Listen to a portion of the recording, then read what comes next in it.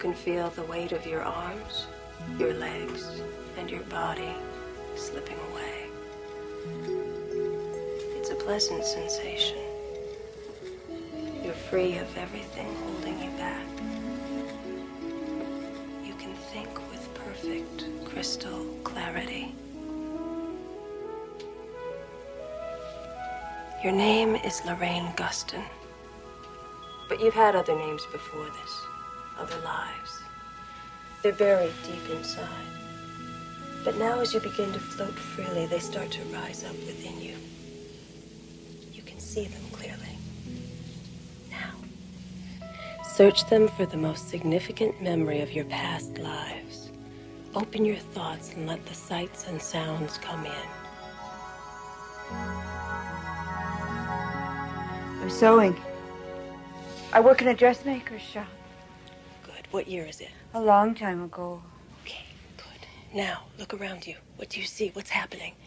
They're shouting at the door. Men with guns. They're wearing uniforms, red. British soldiers. They say they know we're hiding revolutionaries. I keep telling them, no, we only make dresses.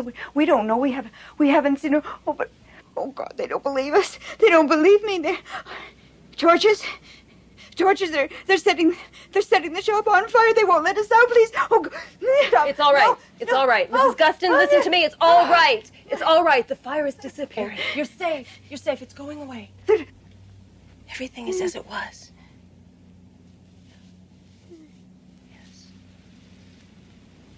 Yes, now you're starting to come back down. You're floating back down. You can feel the weight returning to your legs and your arms.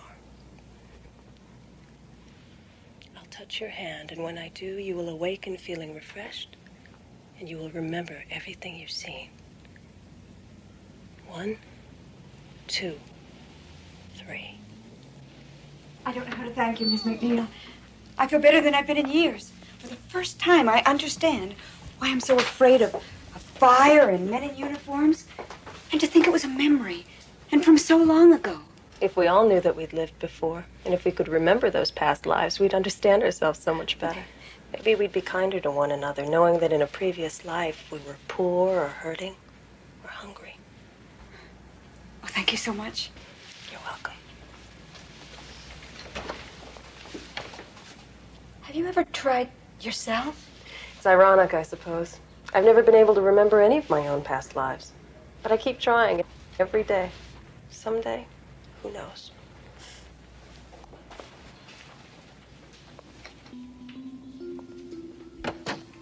Mary McNeil, dealer in dreams and memories, to whom the uncovering of past lives is the greatest good she can render to a forgetful humanity. Your name is Mary McNeil, but you have had other names before this. 8:57 p.m., and Mary McNeil makes another attempt to discover a previous life. However, the journey she is about to take is to a different place, a land whose borders are defined by the region we call the Twilight Zone. Now, search them for the most significant memory of all of your past lives.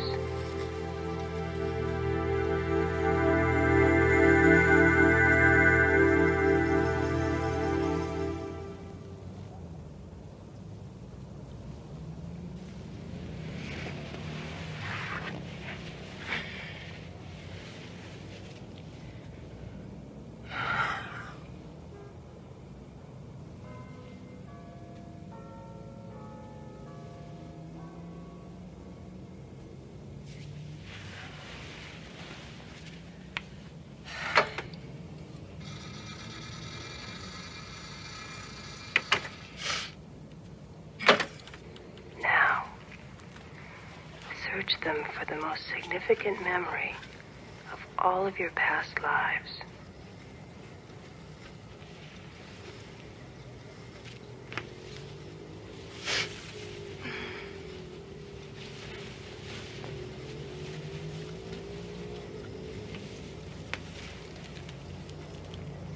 Nothing again.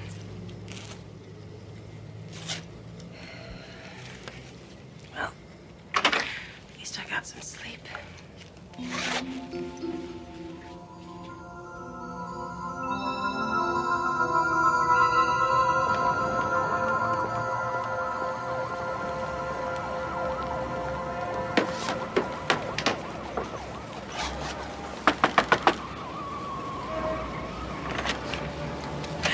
Vivancourt, I am so sorry. I know it's the oldest excuse in the world, but I overslept and I rushed out without even thinking to call. Excuse me.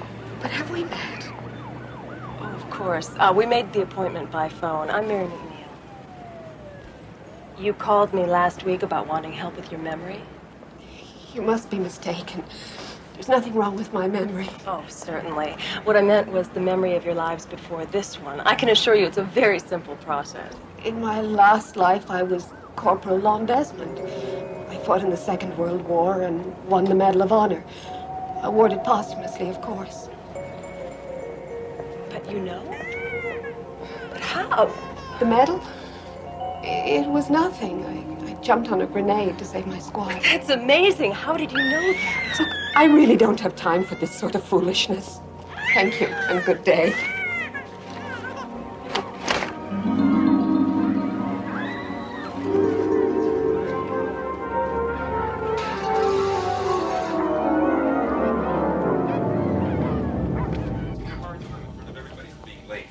He ever gave me any changes. I had the same problem with the boss my last life. Man, just my luck to get stuck like that 2 lifetimes in a row. You know, how's it going with you, eh?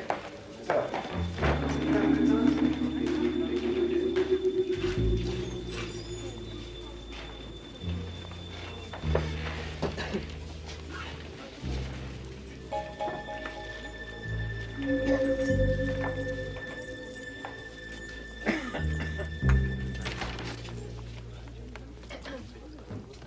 Excuse me, miss, can I help you? This used to be my office. That must have been some time ago. I've been here for the last 2 years. Is there something I can do for you? Are you looking for work? You say this used to be your office. Are you out of work? It's difficult to explain. You see, I woke up this morning, and I don't know what's happening anymore. I mean, I don't know if I've changed or if the world's changed, but something's happened. I don't even know why I'm bothering you with all this. It's just that there's nobody else for me to talk to. Yes, there is. Now, if it's any help, you're not alone. A lot of people have trouble adjusting to their new lives. That's why we're here. If you would just fill out this form, and when you've finished, we'll talk. My name's Jim Sinclair. I'll be sitting at the desk over there. Excuse me.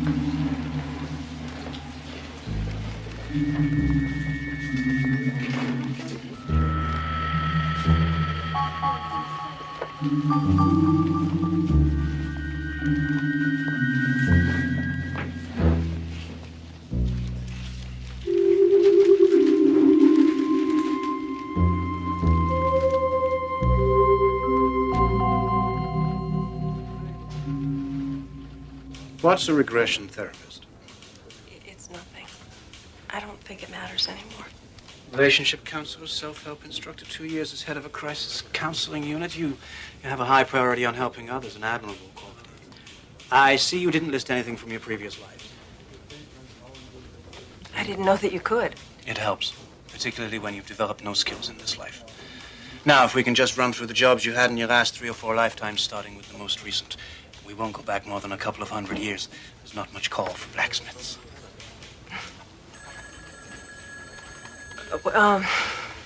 Well, I've always felt that I must have lived during the Depression. Felt? That is, I'm always very moved when I see pictures from that time. As if I knew what those people were going through. Could you give me some references for this life? Name some of the people you might have known. I really don't remember. Addresses, marriages, schools, technical, liberal, anything at all? Look, I'm trying to help you, Miss McNeil. I can't do that if you won't help me. I didn't say I wouldn't. Listen, I'm sorry I took so much of your time. Thank you for your help.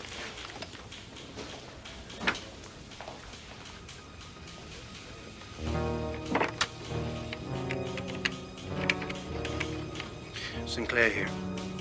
I just had a woman in here who listed only her present life on her resume. Yes, that's right. When I pressed her for details on her past lives, she claimed she couldn't remember them.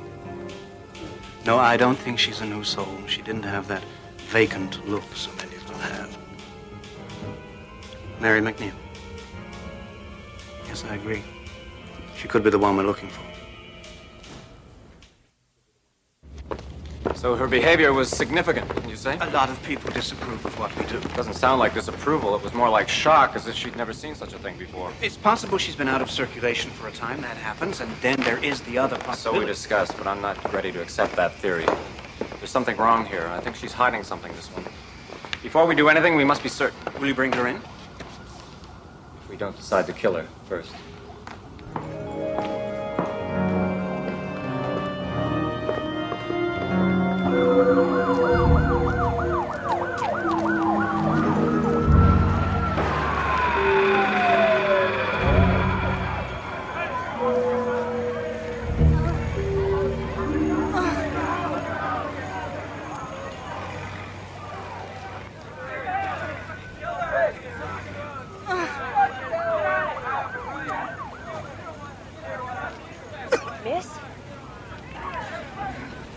Miss, are you okay? Go away. Let me die in peace. I'll go get help. No. No. You know the law. Anybody who wants to die can die. It's my right, and you can't take it away.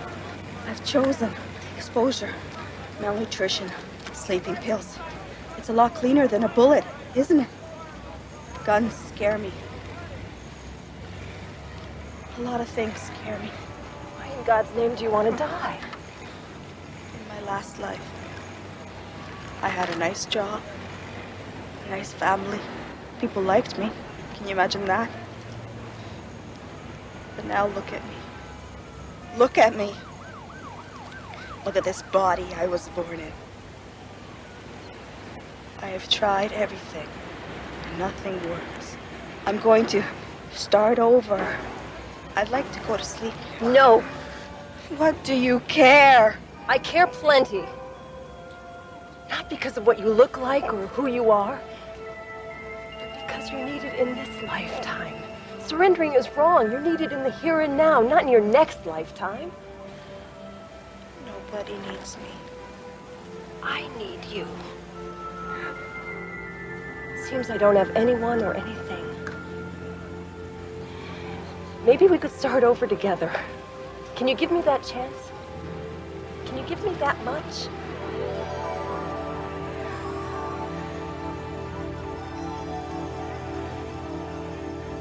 I'll go get help. I'll be right back. There's a woman back there. Can you get an ambulance? I think she's dying. It's a man from the agency. No. Sorry, miss. No. You have to come with us. No. Promise me you'll get that woman an ambulance. We'll look after Promise her. me. I promise. Okay, let's go. What about the woman? What about her? I made a promise. Get her an ambulance.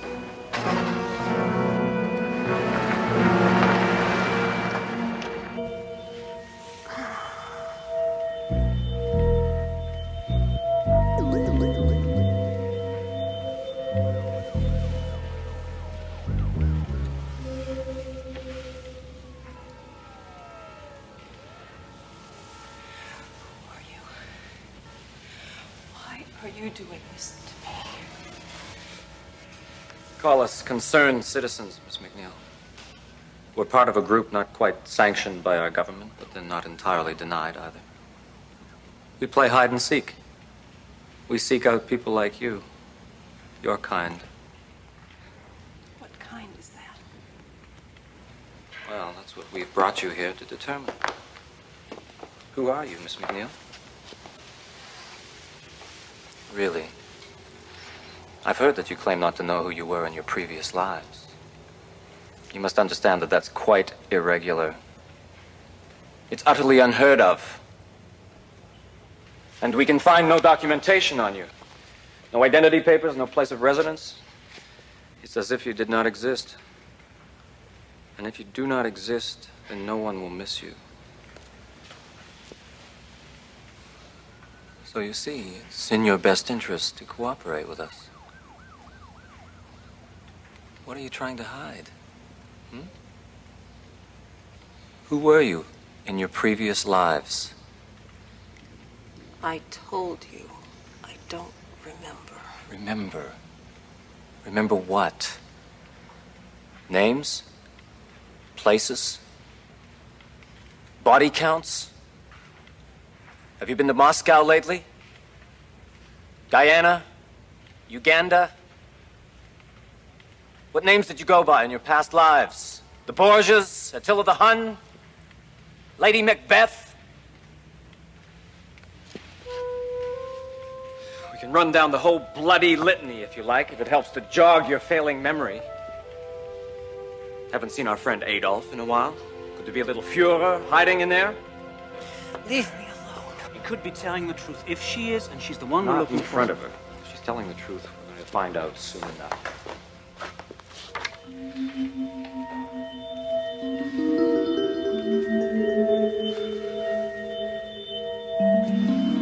And when we went to Daddy's funeral, Mommy said we should be brave. I wore my new blue dress, and I read a poem that I wrote myself.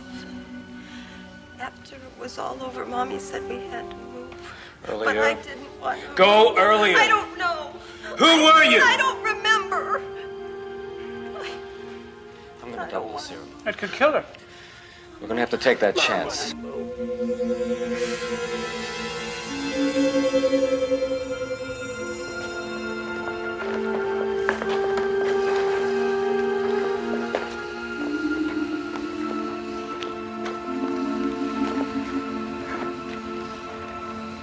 Welcome back, Miss McNeil.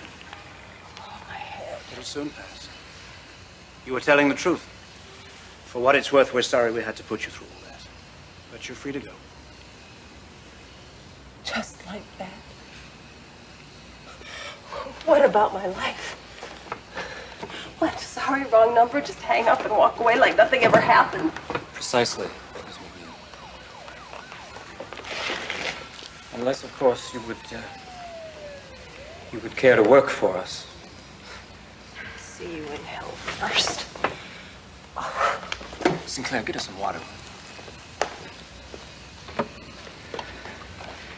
We're offering you a very rare chance, Miss McNeil, to go from a prisoner to a savior. You are a healer. We ask you to help us heal. We want you to help us forget. Forget who and what and where we were. You're out of your mind. Perhaps I am. Maybe we all are. Look around you. Did you smell the madness out there? It gets worse with every generation. You can smell the death that we needn't fear because we come back, but which is with us from the cradle to the grave. Think of dying and then the new agony of rebirth, and you remember it all, Miss McNeil. We're so busy avenging the past that we lose the present. That's the world we live in. That's the waking horror that's our everyday existence.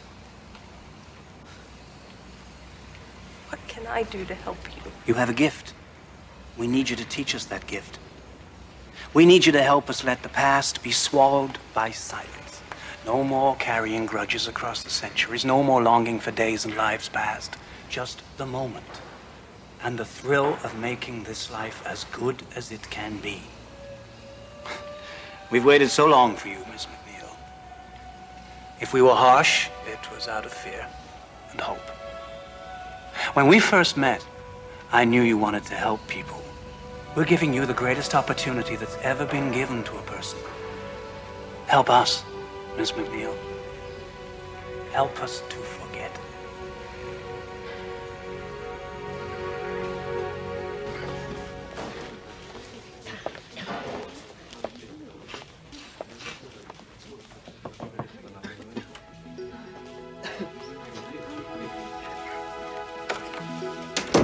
Your name is Ruth Warden. That is the only name that you will remember. Let the memories of your past lives fade. When you awaken, you will remember only that you are Ruth Warden, and you will begin your life with a fresh start. Mary McNeil, who set out on a voyage of discovery that brought her home again by a most curious route. now appointed guardian of doors best kept sealed in the mirror, mirror world of the Twilight Zone.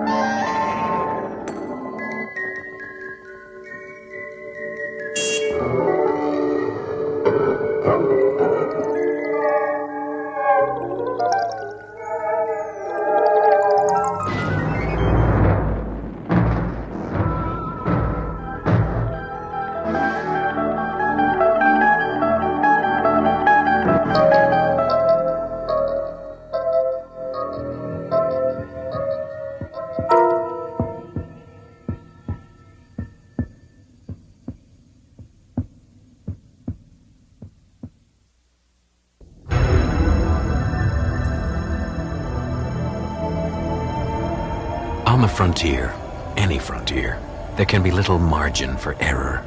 Just as the first covered wagons making their way across the American desert had a finite supply of food and water, so too on this even vaster frontier are there laws that must be strictly observed. Thomas Barton has been piloting emergency dispatch ships for 5 years. He has never been faced with this particular law of the frontier. Until now. Thomas Barton is about to discover firsthand that there are limits, even here, in the boundless reaches of the Twilight Zone. Computational error, unauthorized payload. Computational error, unauthorized payload. Fuel supply insufficient for mission completion at present mass.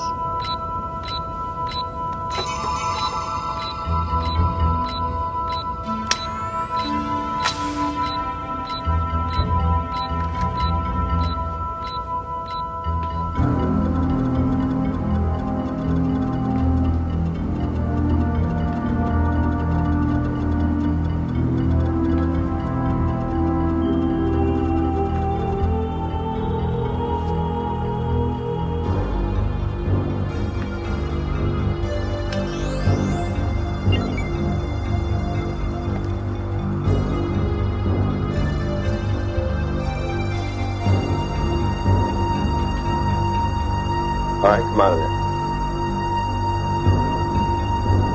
I said come out of there. All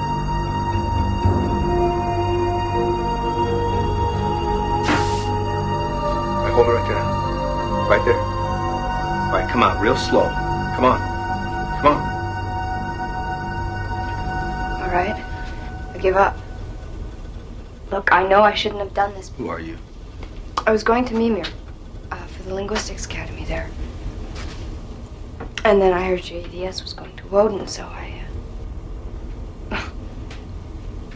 You see, my brother, Jerry, he works on Woden, on the government survey team there, and it's been 5 years since I've seen him. I haven't seen him since he left Earth. You see, it was just sort of the two of us growing up, and... Well, I knew it'd be like a year before I'd see him again. 5 years is a long time, you know. I've missed him. And I know I shouldn't have stowed away, but I didn't want to wait another year. I knew I'd be breaking some sort of regulation. Look, I'm not a freeloader. I can pay for my own keep once we get to work. And I've got a Class B computer license, and my background is in linguistics, so that might be useful. This is nice. What's your name? Marilyn Lee Cross. My brother's Jerry Cross. Do you know? No, I don't. Are we going faster? Yeah, I shut off the engines that were decelerating us as we moved into Woden's star system. I'm trying to save a little fuel for a little while. Why? Stardust, this is EDS 34G11. Barton speaking, priority blue. I need to speak with Commander Delhart immediately. Are you gonna... Priority fluid knowledge, Barton. Patching you in. Are you going to ask them to come back for me? Don't! Barton, what seems to be the problem? Commander Delhart, we have a stowaway on board. I see. I assume you follow standard procedures? Negative, sir, I have not. Commander Delhart, the situation is a little unusual here. The stowaway isn't a criminal or a smuggler. She's a girl. What? Yes, sir, a teenager. She wants to see her brother in Woden. She didn't even know what she was doing. Oh. Commander Delhart, is there another cruiser in the area? A freighter or another scout ship? No, you're too far out. We're the only ship within 40 light years. What about sending out another EDS? It would never reach you on time. What about a ground-to-space transport from Woden? Anything at all, sir? No, I'm sorry. There's absolutely no possibility of intercept. There's just nobody out there to help. Martin, I'm sorry. I wish to God there was something I could do, but there isn't. You do understand that, don't you? What does he mean? Yes, sir, I understand. I'll get ship's records to Colony so we can make the necessary notifications. Delhart out. Are you going to tell me what he means? The ship is carrying serum for cholera fever. Back to Group 1 on Woden. Their base was hit by a meteor storm. Their supply was wiped out. Do you know what cholera fever is? No. It's like meningitis. It's quicker and more painful. Group 2, where your brother is actually 8,000 miles away across the Western Sea from Group 1, so there's no way they can get back to Group 1 in time to help, which means 35 men are going to die unless the ship with the serum reaches them on schedule. I see, so I'm throwing you off the schedule?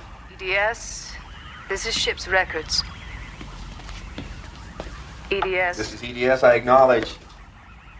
We'll need all the data on the subject's identification disc. One moment, please. I see your identification disc.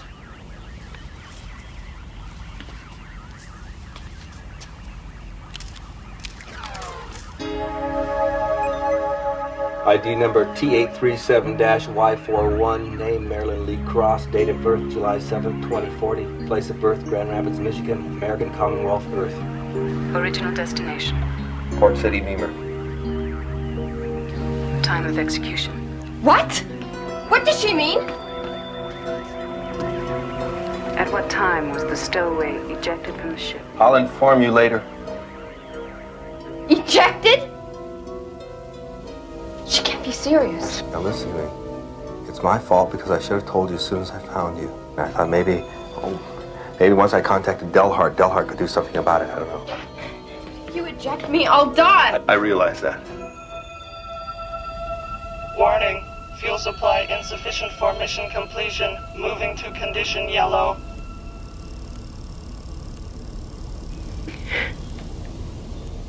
I didn't hurt anybody. I just wanted to see my brother. Nobody wants you to die, and nobody would ever let it be this way if there was anything humanly possible they could do to change it, but there's not. I mean, these emergency dispatch ships are given just exactly enough fuel to get to their destination, maybe a little extra to allow for atmospheric turbulence. And my added weight will cause it to lose its fuel before we reach the ground. Yeah, it'll crash, and you and I'll die, and so will 35 people waiting for the serum. What about the Stardust? Can't it come to pick me up? No. God, it's carrying medical supplies and food to the outer colonies. And hundreds of people will die if it doesn't reach its destination on schedule. You talk like this happens every day, you know? Just like you're throwing some excess baggage overboard. You don't think I'm going to have to live with this for the rest of my life? I mean, every night when you come to me in my dreams, don't you think if there was anything I could do to help you, I would do it? Entering Woden gravitational vector phase 1. Engine ignition must occur at T-minus 85 minutes. Mass must be reduced.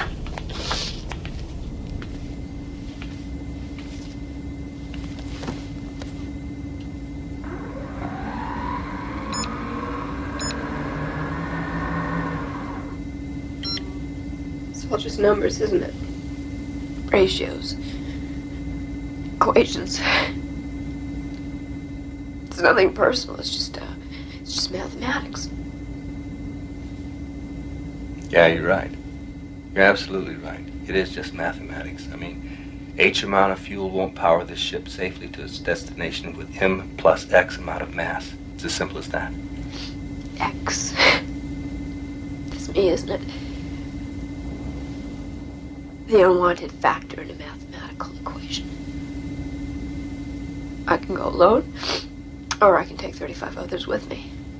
In case you're wondering, the EDS doesn't have any sophisticated landing computers. I mean, you can't pilot the ship by yourself. I know. Thanks for the thought, though.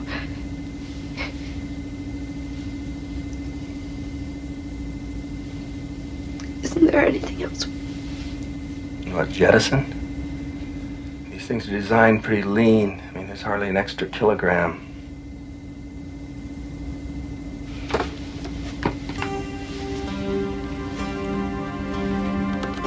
Wait a second. Just wait 1 second. Warning, fuel supply insufficient for mission completion.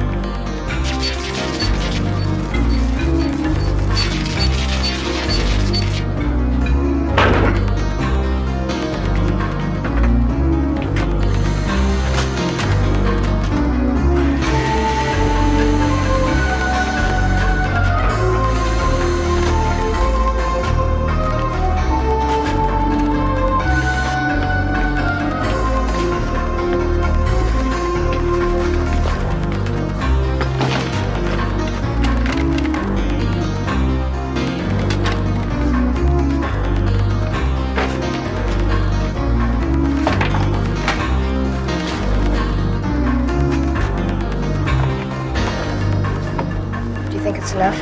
Well, we'll soon find out.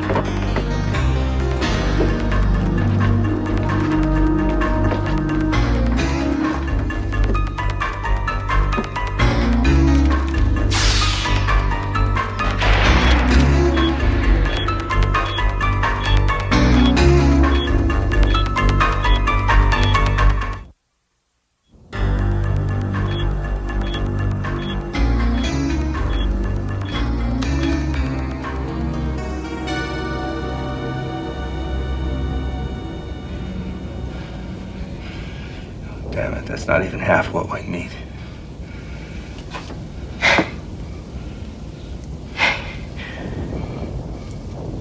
How long do I have before I have to leave? I have to reactivate the engines and start deceleration by 1900 hours. That's less than an hour. Oh, God, how did this happen so fast? It's different out here. I mean, it's not like Earth. The frontier's so vast that there's no margin for error out here. I mean, you make a mistake, there's nobody can help you. Entering Woden gravitational vector. Phase 2 engine ignition must occur at T minus 75 minutes. You want to talk to him? Your brother? Do you want to talk to your brother? I think we're within range now. Yes. EDS 34G11 to Group 2 on Woden, please copy. Group 2, Woden. We copy EDS. Jerry Cross, please. It's urgent. Jerry? No, he went out on a reconnaissance mission. He won't be back for a while yet. Over. Please notify him as soon as possible, then signal us. It's urgent. EDS out.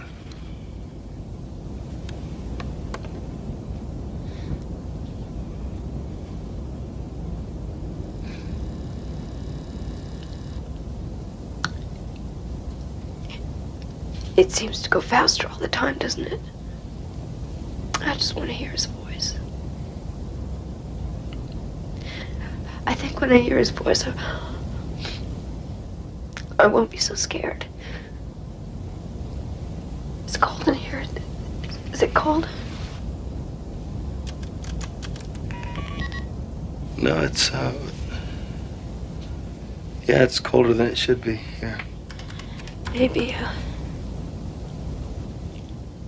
I shouldn't wait, you know, maybe I'm just being selfish.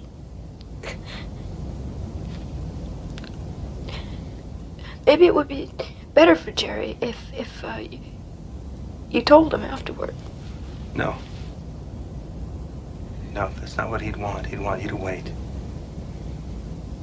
Is it getting dark where he is?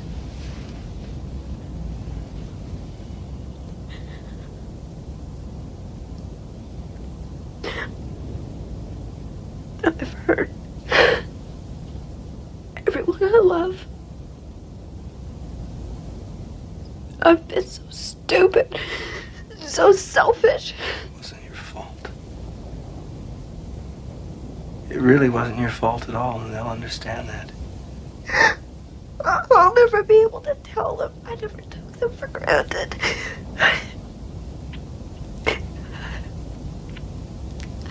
And I knew about all those little sacrifices they made. Also, I wouldn't have to do without. God.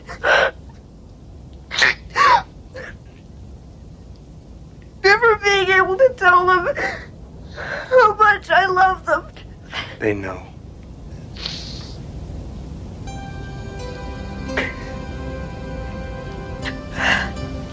I've read about how people look when they die in space.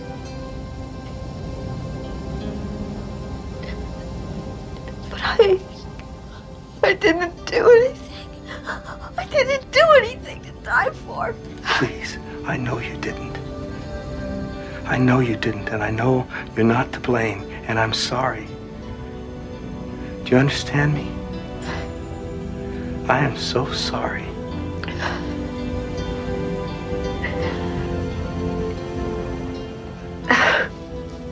I'll be okay. Signal transmission from G2. Jerry? Incoming. It's Jerry.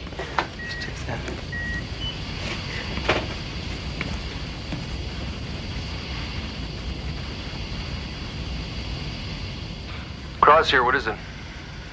EDS, come in. Gerald Cross here. Jerry? I wanted to see you. Marilyn? Is that you?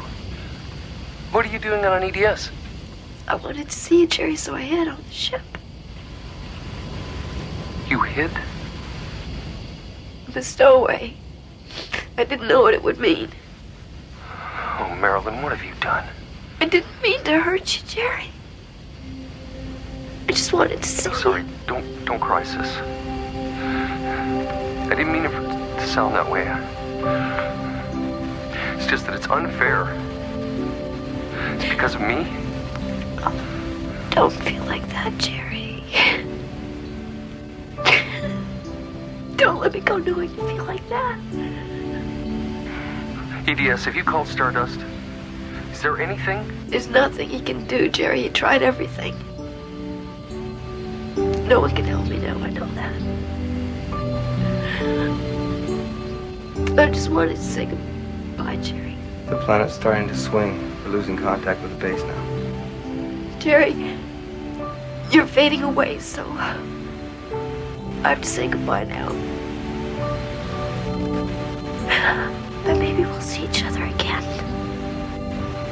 I'll be nothing you can see, but I'll be there. Always think of me like that. Always.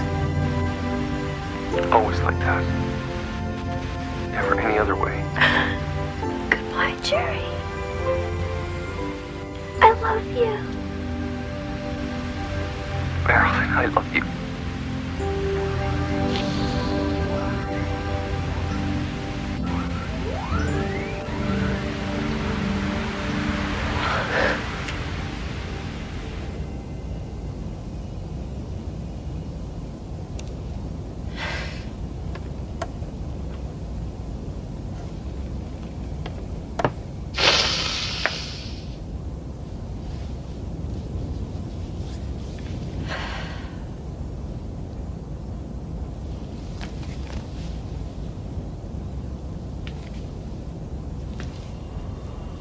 Warning, fuel supply insufficient for mission completion at present mass. Condition red. Mission status in jeopardy. Condition red.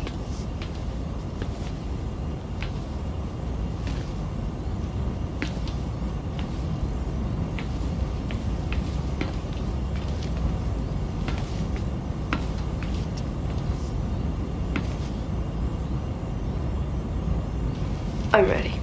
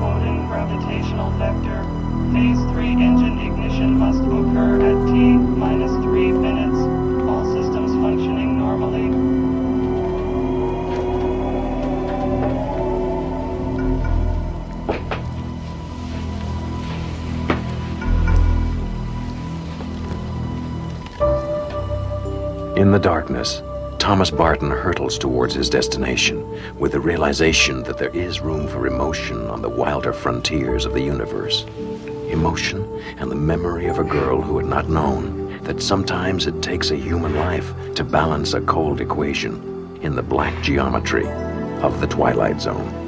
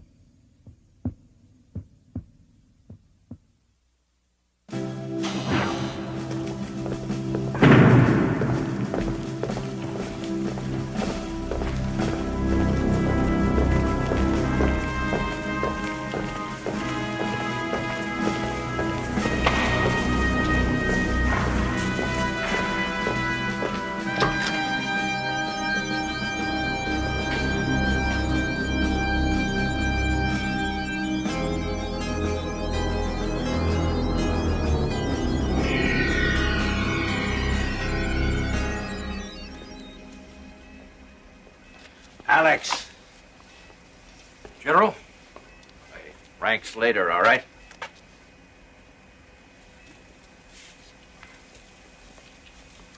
So what's the job? With all the security around here, you think we're back in the Manhattan Project.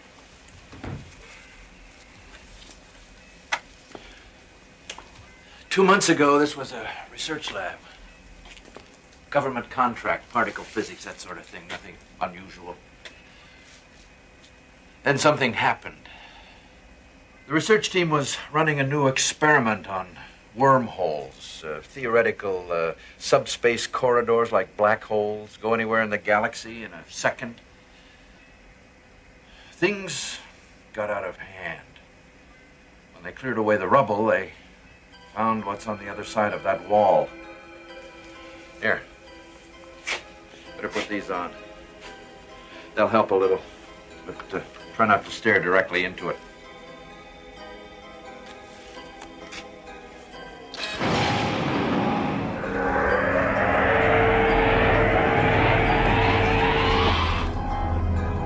My God. When they found it, we brought in scientists from all over the place. Cornell, NASA, JPL. They've poked and prodded and scanned. The high IQ types from Caltech said terminology is irrelevant. I called it a gate. They didn't argue. A gate? To where? We don't know. Hell, we're not even sure how it got here. All the data from the experiment was wiped out in the explosion. But somehow that equipment in there is generating it, maintaining it. Well, we'll probably figure it out in time, but right now it's as if we've unlocked a door and forgotten the combination. So if we close it, we may not be able to open it again. We have to know what's on the other side of that wall, Alex. That's why we called you. The brass wants you to go in there.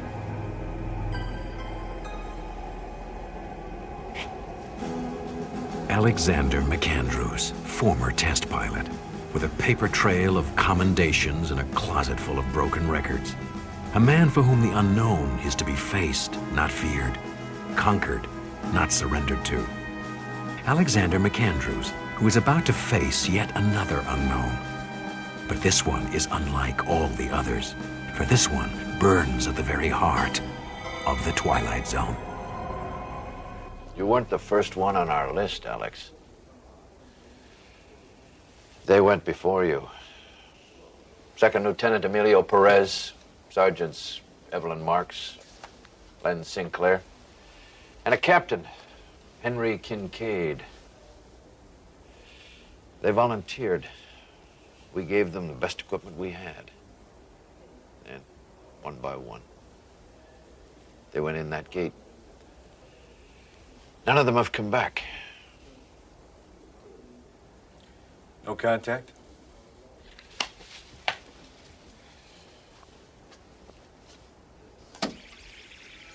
I'm through.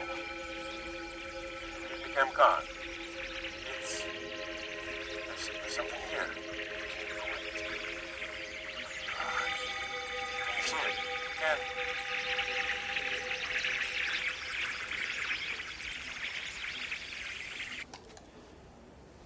Maximum contact time, 10 seconds.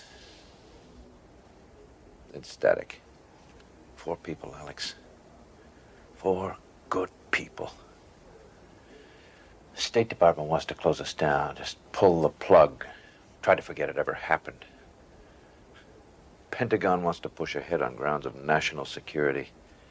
But as far as I'm concerned, those people are still alive, and if there's any chance to rescue them... Understood. I didn't want you for this, Alex. You've paid your dues and then some. Don't know if you've heard, but I got the word last week. Seems like I'm getting a little bit too old to be a rocket jockey. Putting me behind a desk. I can't live with that, Greg. So, given the choice, it'd be a great way to go out, wouldn't it? You'll come back. If anyone can make it, you will. You're a good soldier, Alex. That's what Sarah said the day she left me. Good soldier. Always ready to follow orders, do his duty. Last chance. You don't have to do it. Look around, General. What else do I have? So where do I suit up? Systems check beginning by mark. No interference. Reading 5 by 5. Quarters up and running. All right. Need binary reprocessors. Field stable. Is there anyone you want me to? I'll see you soon.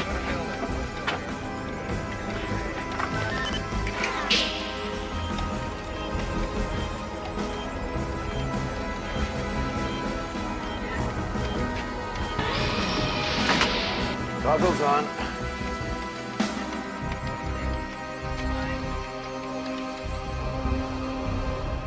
Okay, ray shield.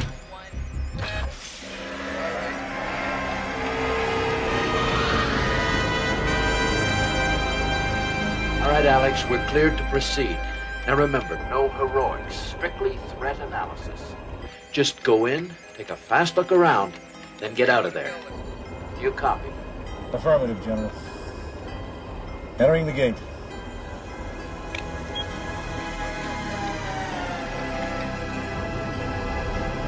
God go with you, Alex.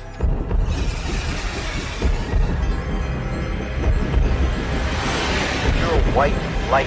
Have a sensor. Very, very fast.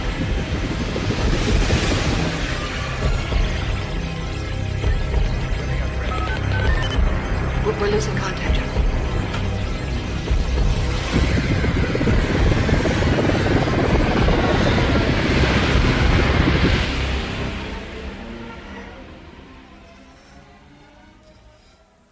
ComCon, this is McAndrews. Do you read? ComCon? I repeat, this is McAndrews. Do you copy, ComCon?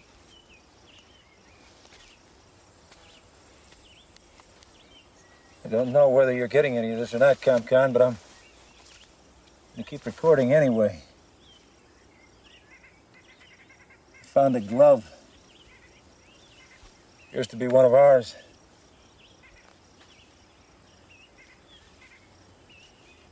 Atmosphere and environment seems similar to ours.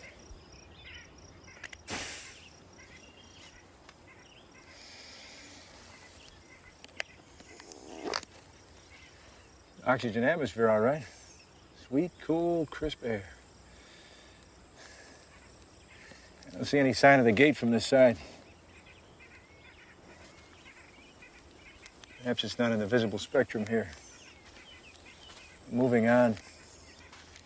I'll continue to log entries at 5-minute intervals. Still no communication, General. Boost the signal. Well, I'm trying, but I'm just not getting anything. Damn it, boost it some more. Come on, Alex, talk to me.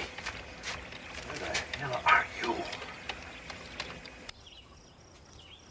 Welcome, Major. Kincaid? Captain Henry Kincaid? Present and accounted for, sir. We've been waiting for you. Well, not you in particular, but somebody like you. But I'm happy with the selection. I can't think of a better choice for their needs or ours. Excuse me? Everything will be explained in time, Major. In the meantime, please, if you will come with us.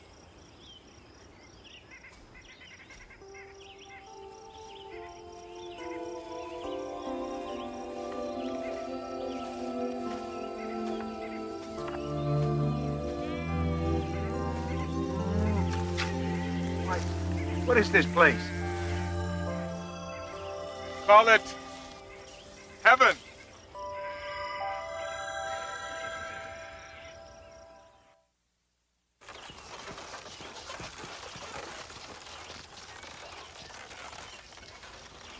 All I want is a simple answer to a simple question. Where are we? What is this place? Lieutenant Paris, sir. I'm the navigational specialist. I've been here about a week, and the stars... Well, Major, the stars are all wrong.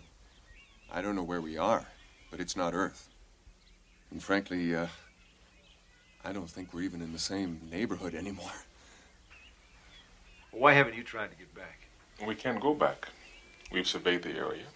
And as far as we can tell, the gate doesn't exist on this side. It only works one way, from there to here. And you just welcome everybody? It is my prerogative as leader of this community. We are a peaceful people, Major. Not suspicious. Of supplies, we have plenty, more than enough to share. If this has become an unintentional prison for you, please be assured we'll exert every effort to make it a pleasant one. There is much we have to offer. They've told me about the world you come from. A place of such hate. Here we have no possessions to steal, no religion save one, the sanctity of life. No law, but to be kind to one another. That is why we were pleased to see it was you who was sent to us. They say you are a man of honor. It's the kind of place we've all dreamed about, Major. I think I'll reserve judgment till I've checked things out for myself. We encourage you to explore, and we will give you all the help we can, as we did to the others. I sense in you a man who's been searching for peace for a long time without finding it. Here you will.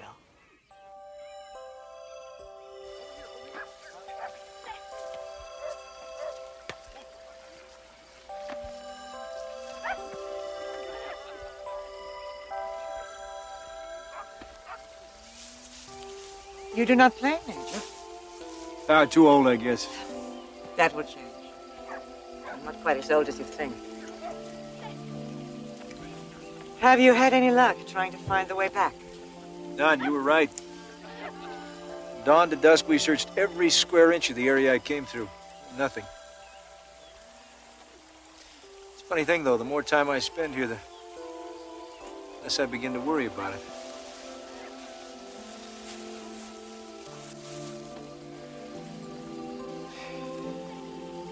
See, I've been a soldier all my life. My father was, and his father before him. They said you have to fight for what you believe. They never told me what to believe. They told me I have to follow orders. They never told me why. Stay busy enough, though, and you don't worry about it. You have a family? Not really. My wife left me about a year ago. Said she didn't believe in bigamy. Couldn't compete with honor, duty, Orders.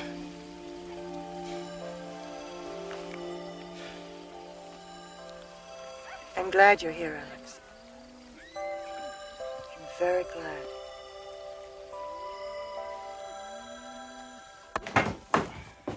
Evening, Major. I think Alex will do for now.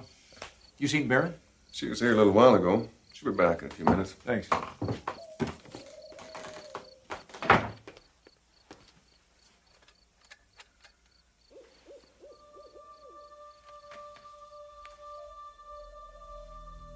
It is now 3 days, 12 hours since Alexander McAndrews went through the gate. In another 24 hours, we will consider him lost in action. I've recommended we shut down operations and send no more people through the gate without more detailed analysis. The brass disagree. We lose more in training operations, they told me. They've already picked their next volunteer. He comes highly recommended. I don't know him. Thank God for small favors.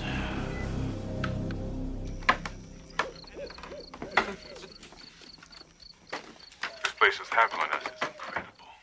We love it here. You lied to me. Alex, please. You lied to me. You told me there was no way out, but there is. That gate's still there, all right? But it's only because of refraction you can only see it at night. So you made it a point to take me there only during the day, knowing that I wouldn't find anything. You decided to stay here and keep everybody else with you. We told you the truth the best way we could, Major. If we went back and reported what we found, this place would be swarming with troops and experts and God knows what else. They'd ruin it. That's garbage. Is it? You know how the military thinks. What do you think would happen if they got a hold of it? You could leave out some of the facts. They have ways of making any of us talk. Truth serums, you name it. Perfection is a fragile thing, Major. It doesn't survive the microscope. When we saw what kind of place this was, we took a vote. The decision was unanimous. We're not going back. This is Eden, Major. Would you want to be the one to bring the snake into the garden? You're forgetting something. I didn't vote. Now, you're younger than I am. Maybe you can forget your responsibility and your duty, but I can't. I'm going back. I'm afraid we can't allow that, Major.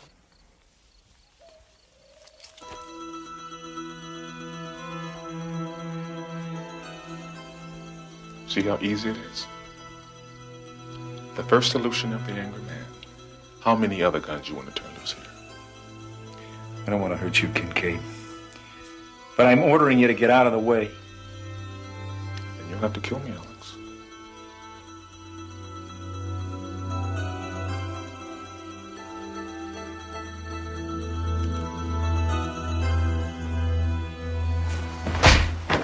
No!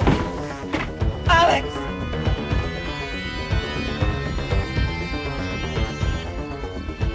Alex! Please wait, don't go! I'm sorry, but I have to. Why? You said yourself there was nothing back there for you! Because I'm a good soldier. That's all I've ever been. Maybe that's all I'll ever be. To take that away and what's left. You said yourself, I'm a man of honor. So please, lead me with that. That's all I have.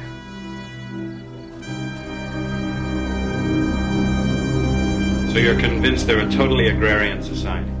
Judging from everything I saw, yes. Any potential threat to security? Nil. Thank you, Major.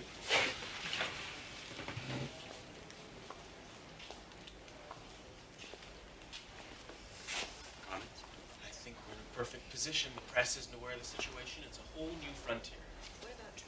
Good job, Alex. You stink. Technology advisors. You did what you had to. You followed orders. Yeah. Keep the guns in our hands. Yeah, I did that, didn't I? kind of like the symmetry of that. Well, I still think it's worth considering. I think you're overlooking the strategic value of this situation.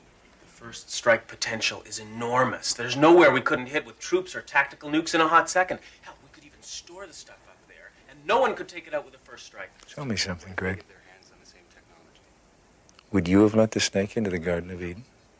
Fortunately for me, that wasn't a decision I had to make. Why we have to go in now, so that we can call the shots. I mean, the Pentagon is dying for an opportunity like this. And we must prevent any kind of leaks whatsoever, or the whole thing is shot. What if we can open up more gates between their world and our Earth?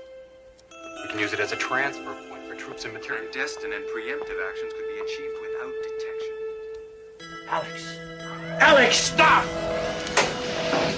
What the hell are you doing? What are you doing? Hey, tell the brass that perfection is a fragile thing. Tell them I did my job. And tell them I retired. Stop! Close that gate! What's going on?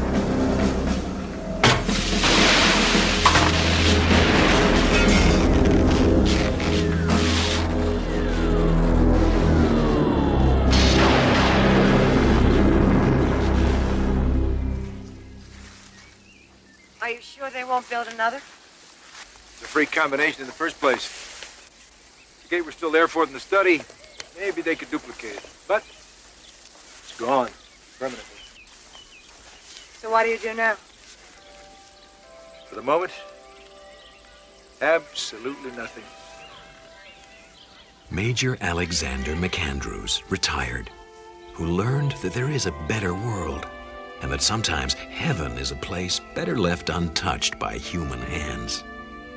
There may be one more commendation yet to come for the Major, one that says, for services rendered in the Twilight Zone.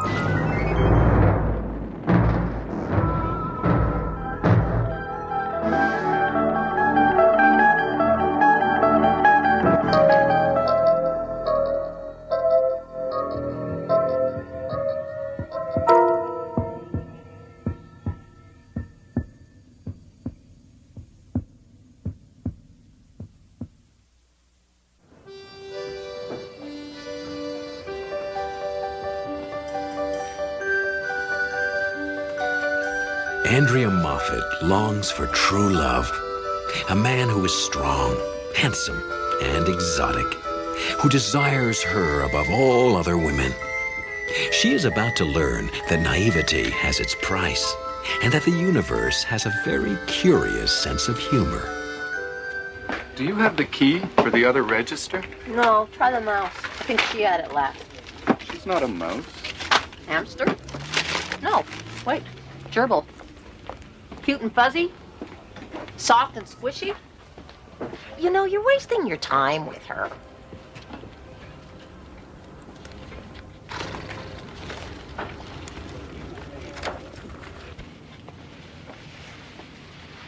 Hi.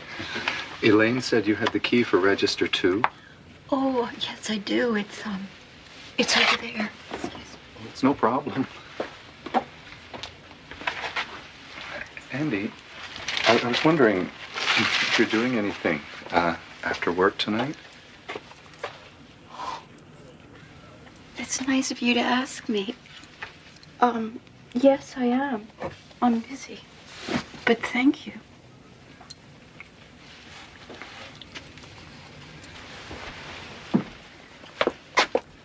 Squeak, squeak.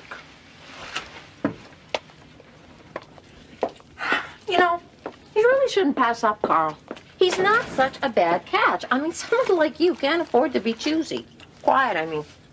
I know, but he's no Prince Charming.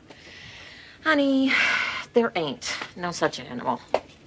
There are lots of other kinds of animals. I can tell you all about them. They're the ones who would rather chew their arms off than stay until morning. And then, of course, they're the ones who expect you to make breakfast for them as a reward for their performance. Lane, you said you were going to give up those downers if they ever catch you. But they won't. Because my dear, sweet friend Andrea's going to watch out for me, isn't she? One of these days it's going to catch up with you. If I didn't take these, I couldn't sleep. If I couldn't sleep, I couldn't work. We wouldn't want me to lose my job, would we?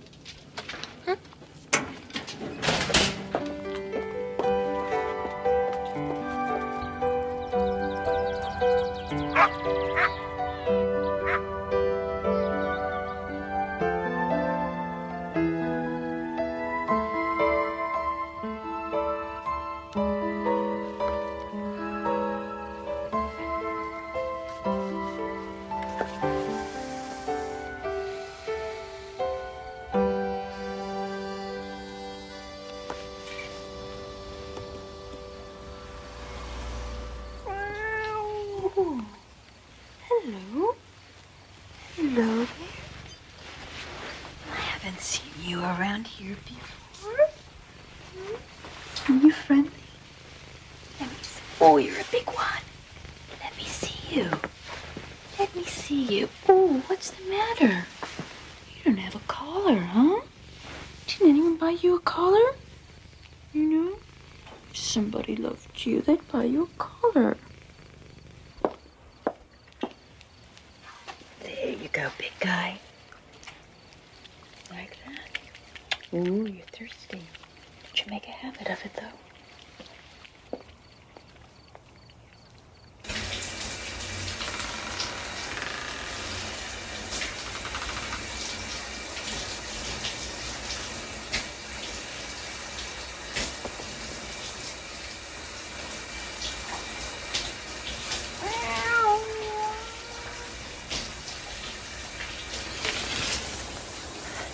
Where's the...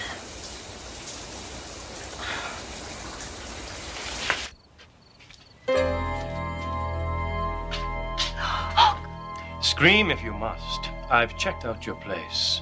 You've gone to a lot of trouble to isolate yourself, to hide from the world. Call the police. By all means. Tell them that you've seen a man turn into a cat.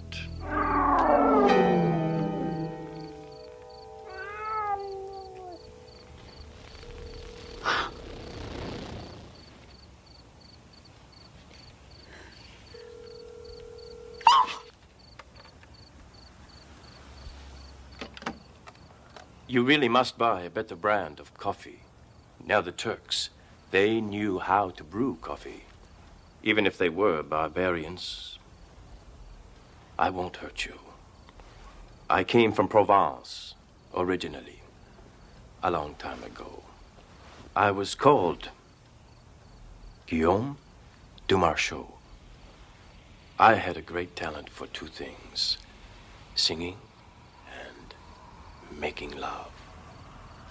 One night, I was caught making love to the wrong woman. Or rather, the right woman at the wrong time. Her husband could do things you call impossible today. He cursed me to remain forever in the form of a cat, only able to become a man again at night. But it's not such a curse. I have spent centuries loving women, showing women how to love. Women like you. If you ask me to go, I will go. But I promise you, you will never see my like again. Never feel the things that I alone can make you feel.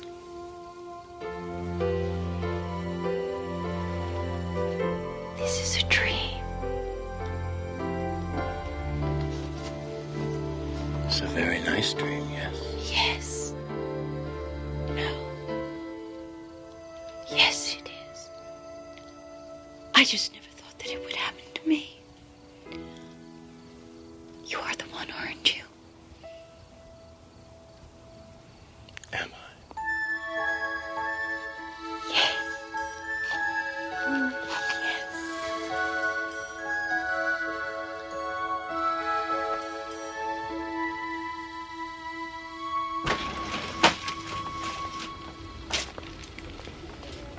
Morning, Elaine. Morning, Carl. Chipper, happy, perky. The end of the world is upon us. Have you been drinking too much coffee again? No, I just had a nice night. Morning, Dr. Wood.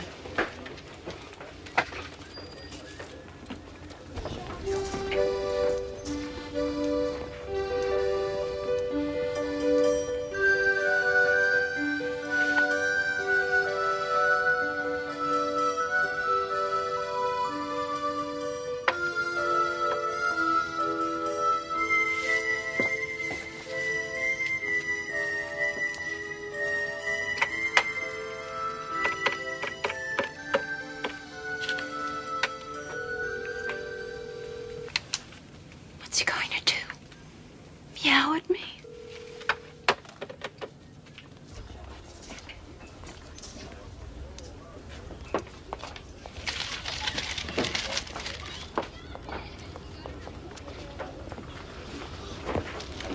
You sure you don't, need some of these? Would you please put them back? Just trying to be neighborly.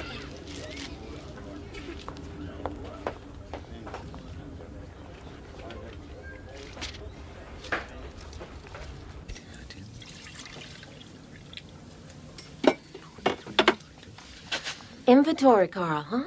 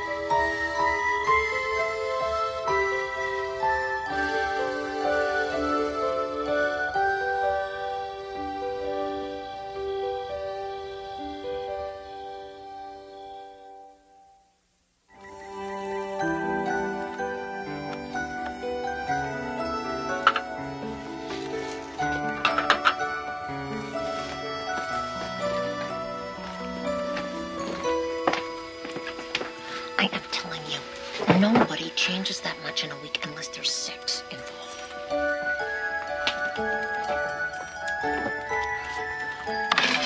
Oh, that's $36.75. What I would give to be a fly on the wall. As opposed to a bat in her belfry? Is that a remark?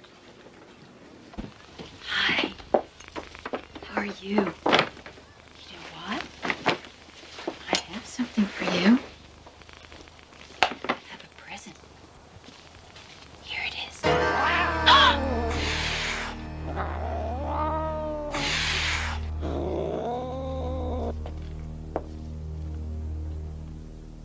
Andrea, come here.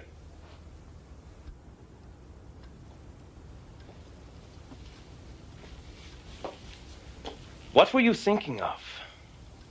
What do you think would have happened when I tried to become a man with this around my neck? I'm sorry, Guillaume.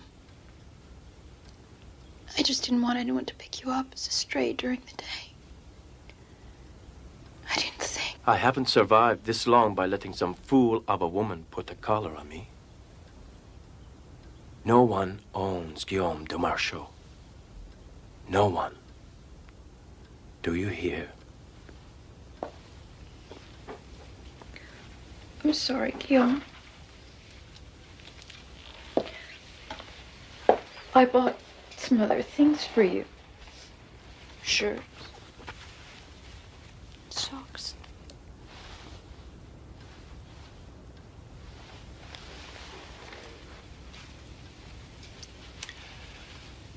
Next time, buy something that I'll enjoy seeing on you. Silk, satin, black lace. You know what I want. Good. Until then, we shall simply have to do without.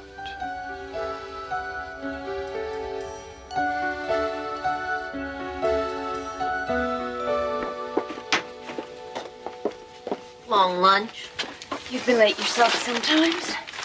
What have we got here?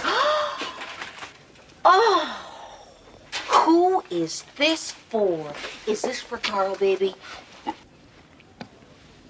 No, Carl, baby's jaw's on the floor. Oh, come on, Andy, kiss and tell, huh? Just put it back, please.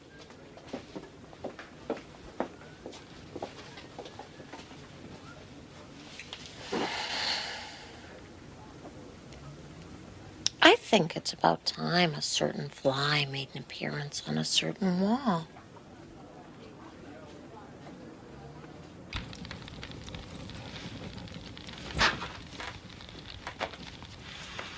Your coffee? I have a surprise for you.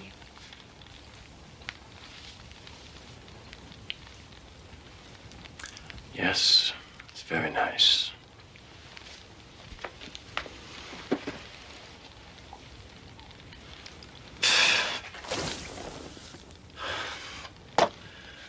How many times have I asked you for one simple thing? I want something that a man can stand to drink, not this sewage water that you keep serving me. I'll get some tomorrow. You will go now, or I will leave. For good.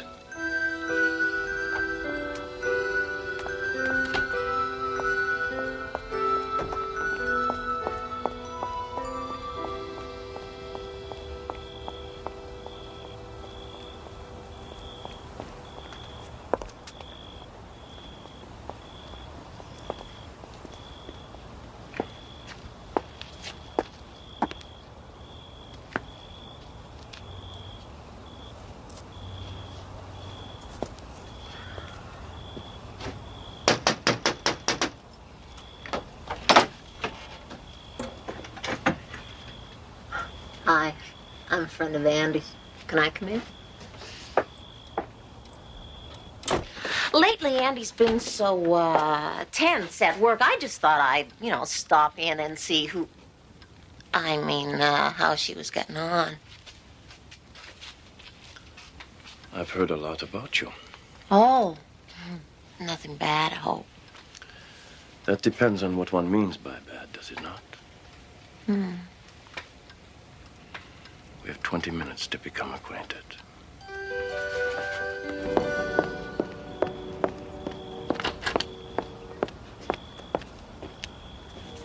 I think we have to do this again real soon. Yes.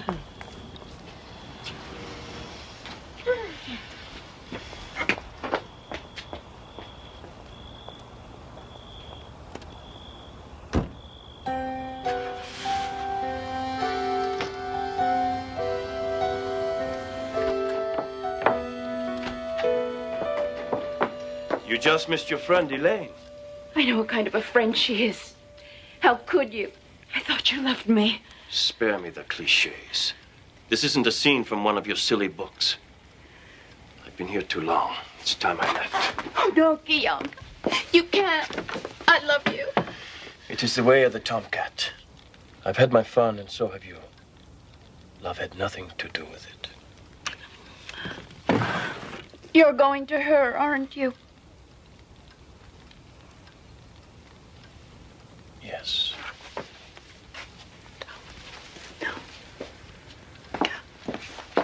Oh, Guillaume. Please, don't go. Just one more night. That's all I ask. Please.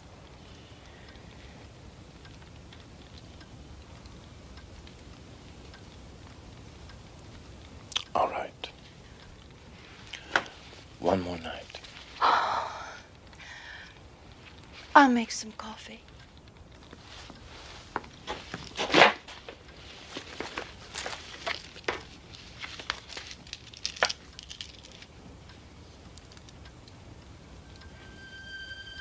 You can't buy me back with coffee, Andrea.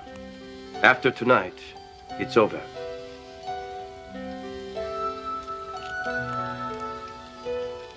Yes. It's over.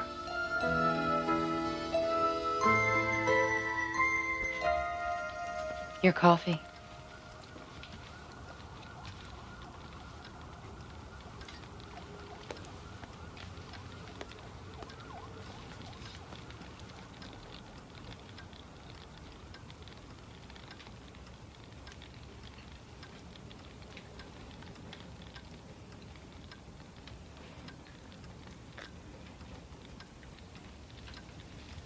Strong and bitter. As I like it. I'm glad that you like it. I picked it especially for you.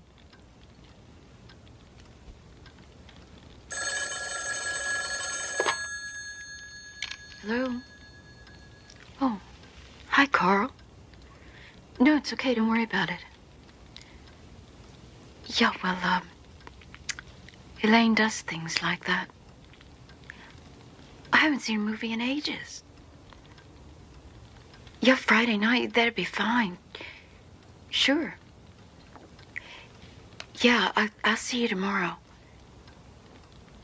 Yeah, me too. Bye.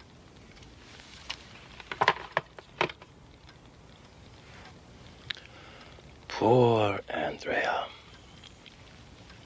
The injured innocent. You are no better than any other woman I've ever known. You never learn. You...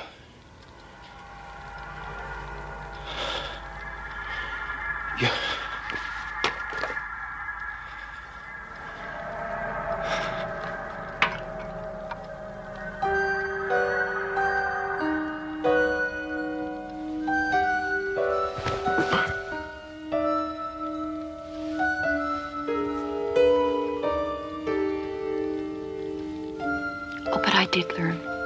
I won't be weak anymore. That's the best lesson of all. I want you to remember that. In case you ever think of coming back here again.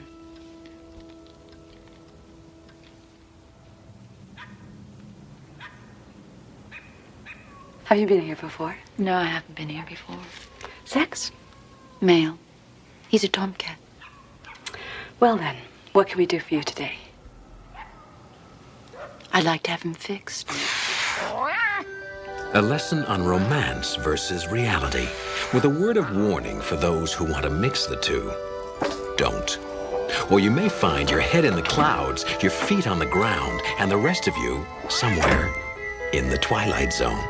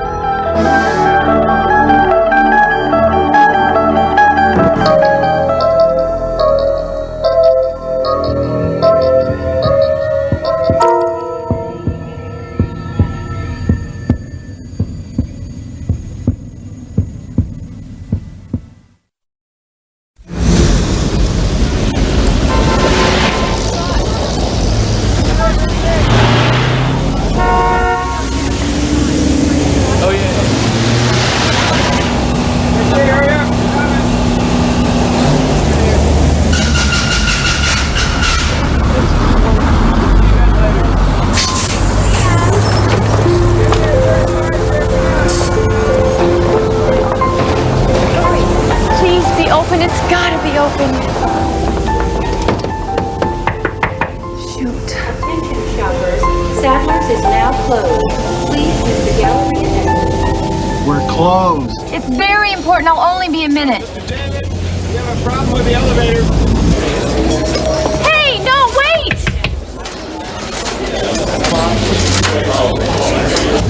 Attention shoppers. Galleria's closing, ma'am. I know, but there's something I need to get tonight. It's very important. Please?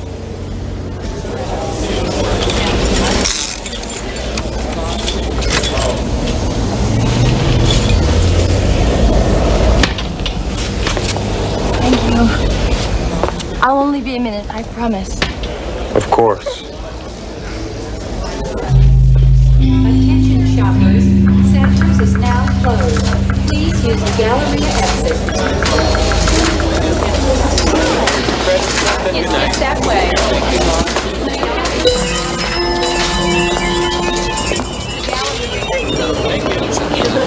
Yes, that's it. Get everything? Not exactly. Sadler's is now closed. Please use the gallery exit. All clear here. Copy. The Galleria is now closing. Please use the street exit. The Galleria will reopen tomorrow at 9 a.m. Oh, God bless whoever.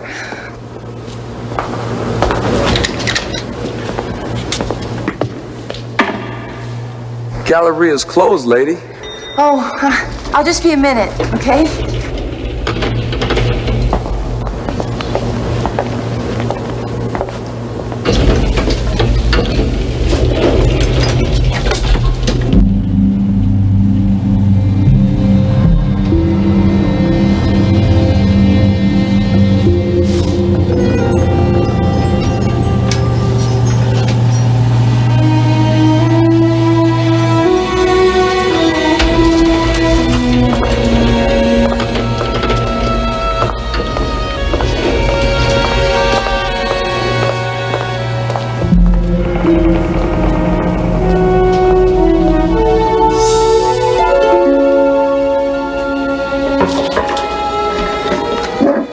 I think they're closed, ma'am.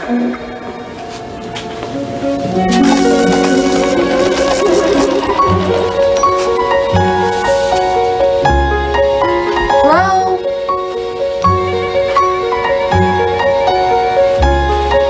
Hey, is your boss around?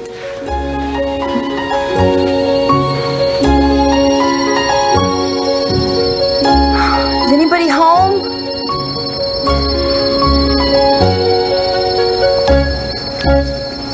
May I help you? Yes. Oh, I'm so glad you're still here. I thought for sure I'd blown it.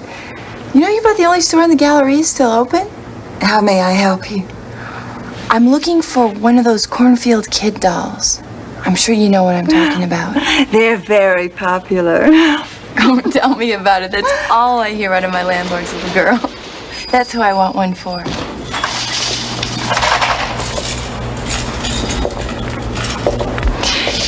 Please tell me you still have one.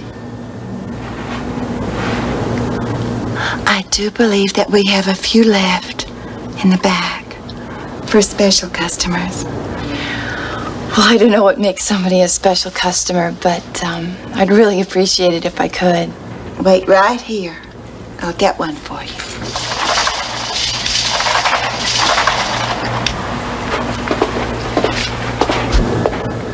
Well, thank you.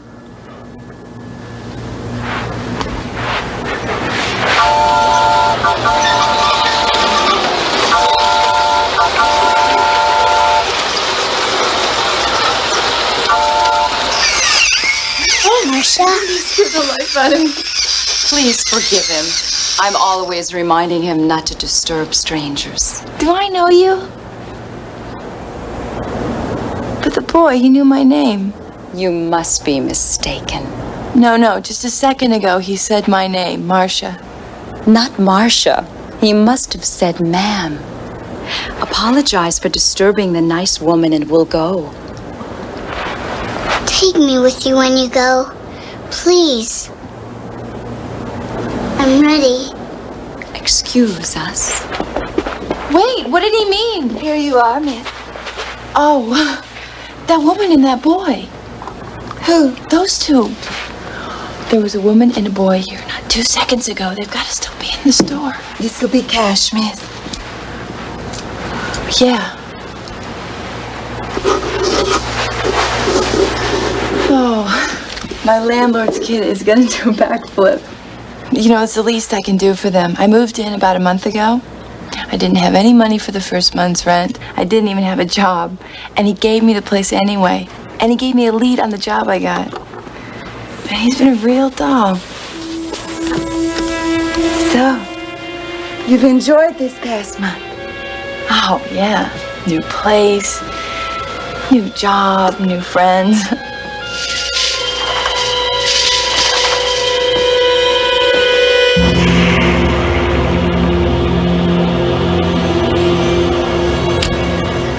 Would you mind hurrying? Of course.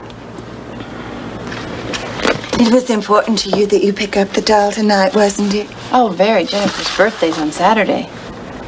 But this is Wednesday. Why do you suppose it was so important that you come for the doll tonight? Well, I don't know.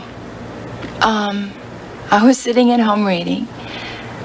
And then all of a sudden, I felt like I had to come to the mall tonight. I had to get it tonight. But why? I don't know. I suppose your life this past month hasn't been at all like your life before, has it? What do you mean? What was your life like before this past month? For example, where are you from? What? Tell me. Are you from California? Or New York? Or Tennessee? Well, I'm from,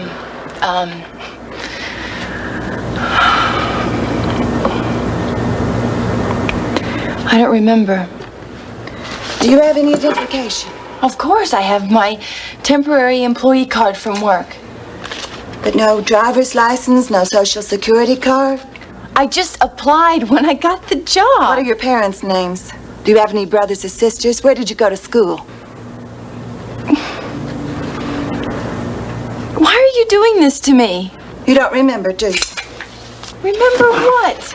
My name is Marcia Cole, and I live at Artesia Apartments, and I work for Saratoga Thrift and Loan. But that has all happened in the past month, hasn't it? Yes, but I don't see what that has to do with anything.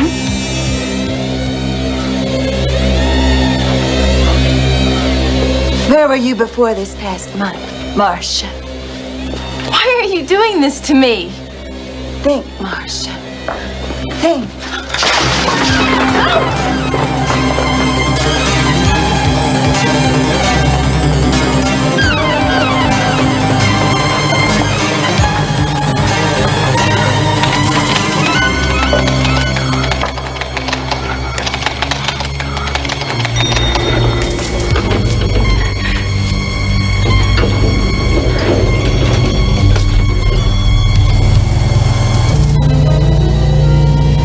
Would you mind? How are you, Marcia?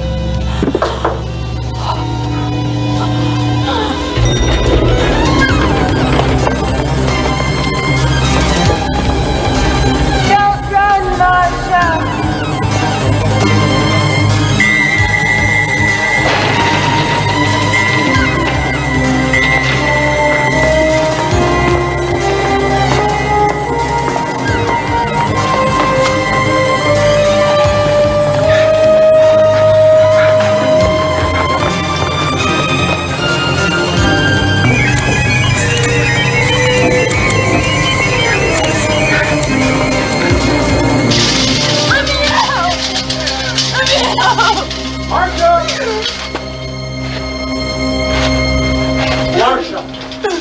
Marcia! Oh, help me, you've got to help us. No! Oh! Marcia. Marcia.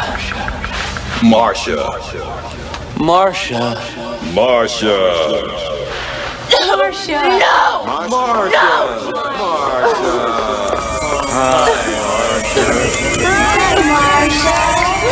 No! Marcia! Hi, Marcia!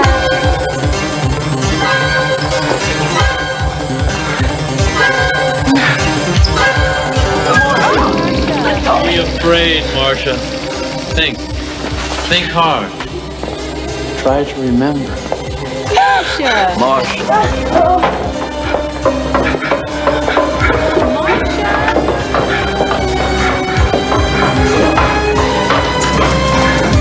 What do you want from me?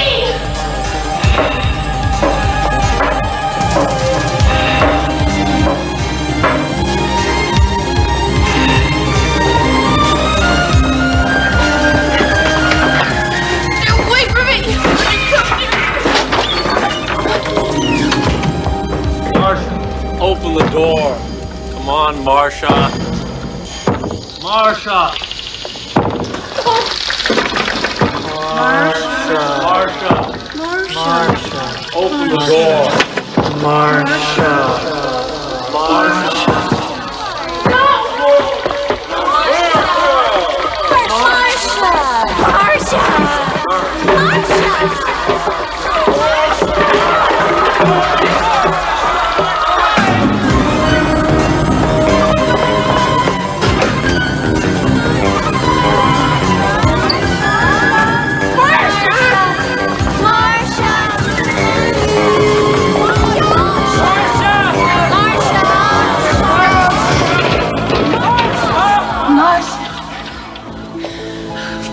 Let me out!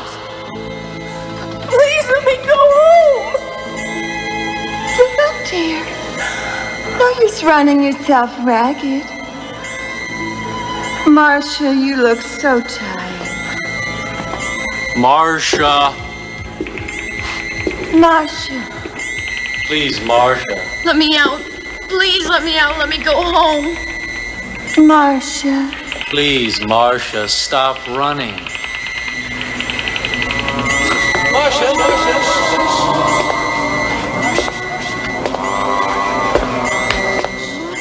What do you want from me? We want you to think, to remember. I don't want to think. I want to go home. Marcia, you are home. What is the matter with you? I'm a mannequin. We all are. No! No!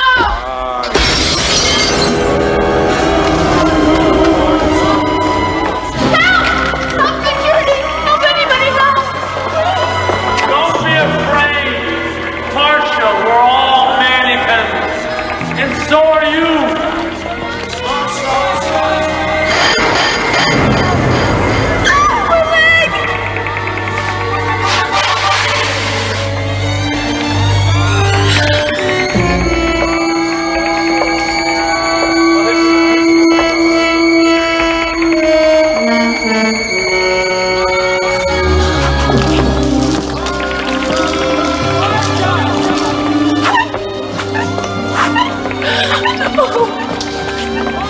Marcia. I'm waiting for you. We want you back, Marcia. We want you back. Don't be afraid. It won't hurt.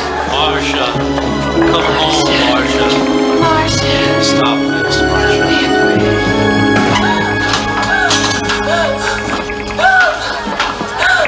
We missed you, Marcia.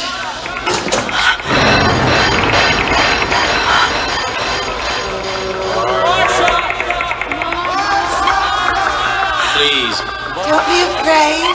Marcia.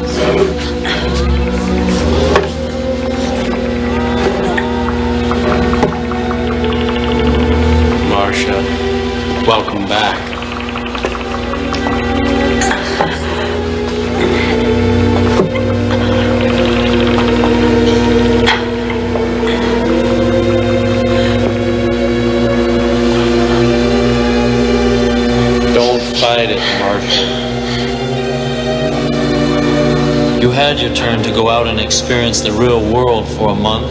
Now it's someone else's turn. It's only fair. He's right.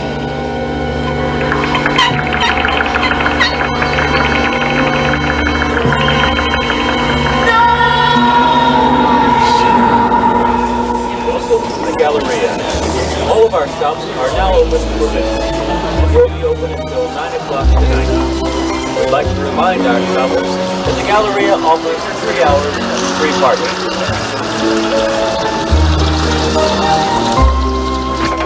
Morning, Sadler's White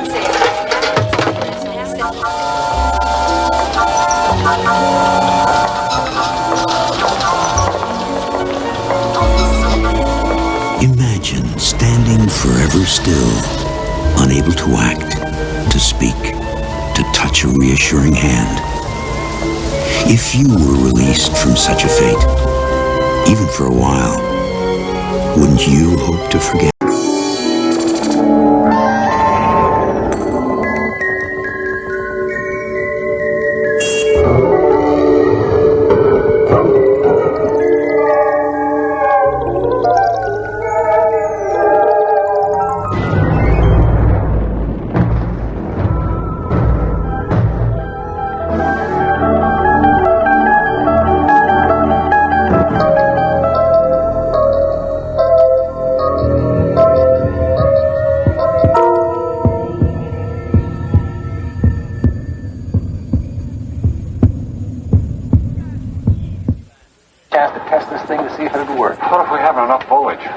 Swinging on its arms. 1.2. It's on its way. You know, I got a worry. Report from the front, Captain. Lieutenant McPherson has a worry. This is no joke. What? What if he can read our minds?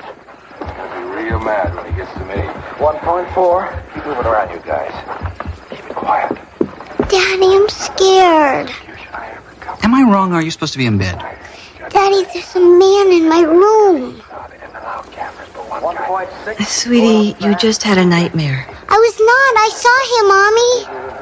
It's my turn, I guess. Huh? I think I'm just going to go have to see who this is who is bothering my little girl. And if he can read minds, then he's going to be real mad when he gets to mine.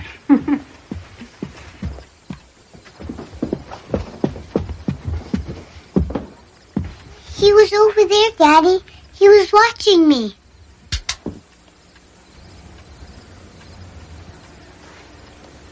There's nothing there, Megan. See, it's closed. He scared me, Daddy. I know, Megan, but it was just a nightmare. Now, my big girl isn't going to be afraid of some little nightmare, is she? Come on. In you go. Now, look, okay. Can you keep a secret? Okay, well, when I was a little kid, I had a lot of nightmares. Monsters. Monsters? I mean, they were in the closet, they were under the bed, they were everywhere. But my dad, he told me the secret. And then I wasn't scared anymore. Monsters cannot get you if you hide under the blankets. They can't? They can't. That's the rule, and even monsters can't break the rules. That's my girl. That's good. See, the only problem with that theory is that blankets can't hide you from dead. Okay. Oh. All right. Okay. Calm down. Now you're going to sleep, right? Right. Good night, kid.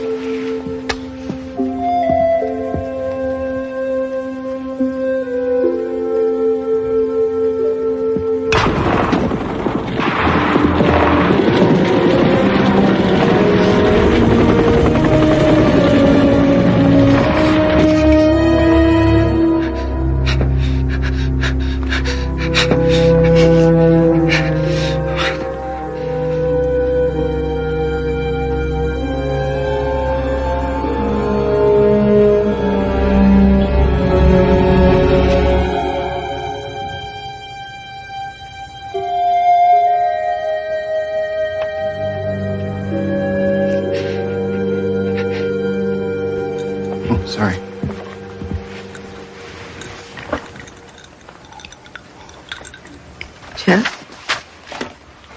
What's wrong? God, you look like death rolled over. No, it's nothing, I tell you, honey, I thought... What? Nah, it's absurd. It's like daughter, like father. Oh, and the man, it was a chair full of clothes. Well, she has your imagination. Yeah. I was wondering where it went. She's okay, right? Yes. Yeah, sure. Here's your story. North Pole, November 3rd. Ed Scott reporting. World's greatest battle. One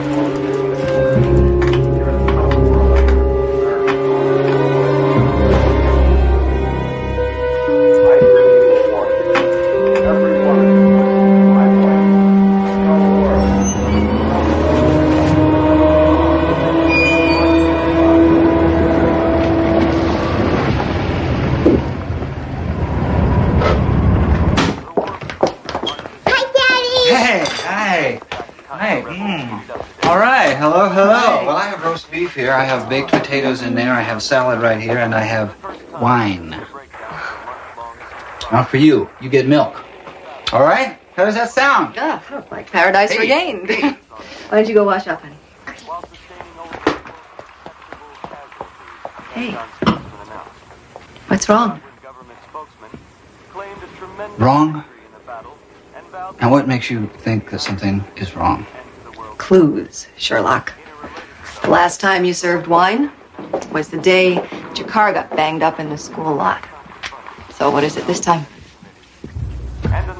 This morning in class, a student asked me where I was during Vietnam. So I told him I was in school. You were? I remember it distinctly. I neglected to tell him that the school was in Canada. Well, it's none of his business. That's what I told him.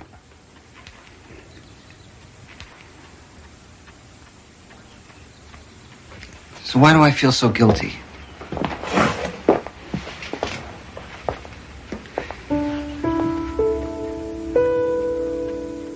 No. Is it true? I'm doing it again, aren't I? Okay.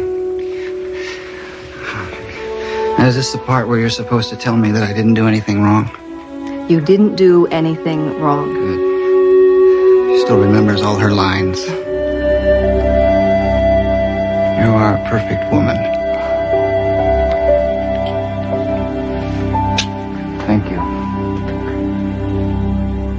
Maggie, come on down. Dinner's ready. Megan? Megan? Oh, honey, you didn't wash your hands. The man was upstairs, Mommy. He talked to me. Honestly, now come on. Let's get you scrubbed up for dinner. It's okay to play pretend, but you mustn't blame somebody else if you forget to do something. It's not pretend, Mommy. Okay, there you go. It's a little better. Jeff! Jeff! What's wrong? Jeff, did you see him? Did he come past you? What? Who? The man in the wheelchair. He was there, in the mirror. No, he was in the hall. I saw him in the mirror, and then he must have come past you, Jeff. A man in a wheelchair. Yes. Look, honey, wait a minute. I mean, I think I would have noticed somebody coming past me in a wheelchair. And besides, how could anybody get a chair down these stairs? Well, if he didn't come past you, then he's still... He's gone, Mommy. Oh, Maggie. Don't be scared. He's a nice man.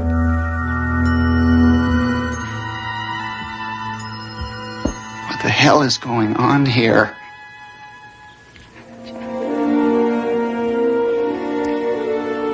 I don't know. I think it's time I found out.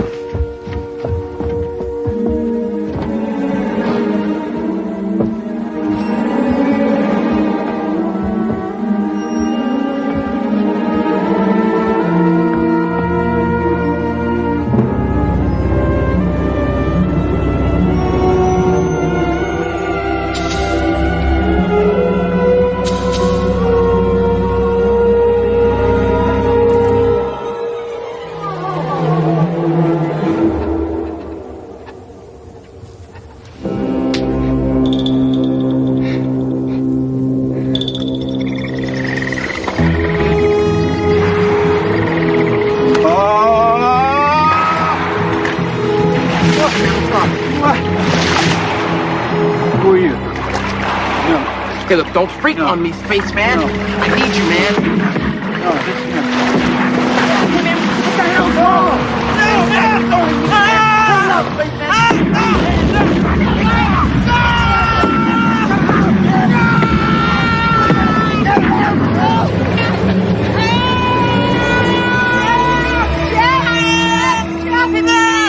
It's me! It's just me! It's just me, sweetie. It's just me.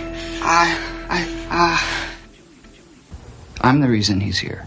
But you didn't do anything. Oh, no. I can think of something I did. I got drafted. But I chose Canada. I copped out on Vietnam. And now it looks like Vietnam is catching up with me. See, maybe Vietnam was my fate. Maybe I was supposed to die there. And maybe this legless ghost is the guy who went instead of me. Or maybe he got killed because I wasn't there. No. This is just your guilt talking, not you. You said no to a dirty little undeclared war. You helped stop that war, Jeff. Now you know that. No, I don't know it. All I know is that I have to leave because if I go somewhere, then he'll follow me and you and Megan will be safe. Oh, maybe, but maybe not. Jeff, whatever this is, we've got to face it together.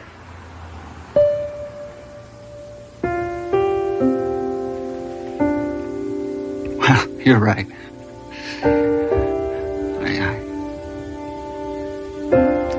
You are right.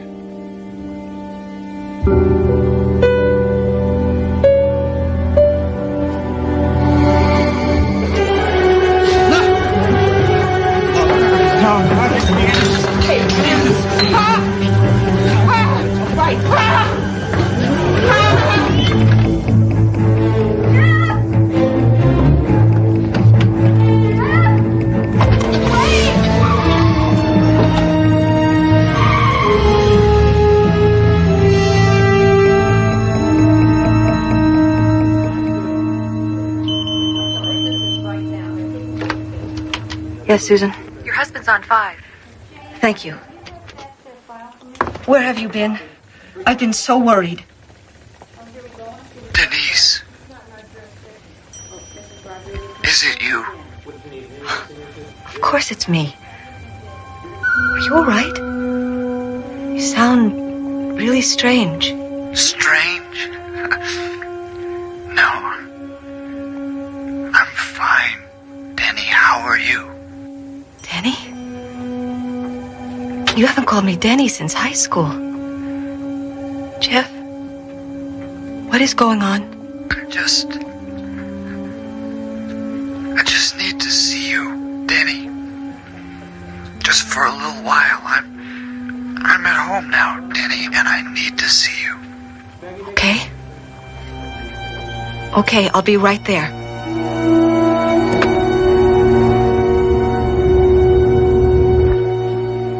Hi, Susan. Jeff, you all right? You look terrible. Huh, yeah, well, I feel worse. I just spent the night in my car on Frontage Road. Is, Denise here? She went home about 5 minutes ago, right after you called. Right after I called. I didn't call. Of course you did. I put you through not 10 minutes ago. I ought to be able to recognize your voice by now.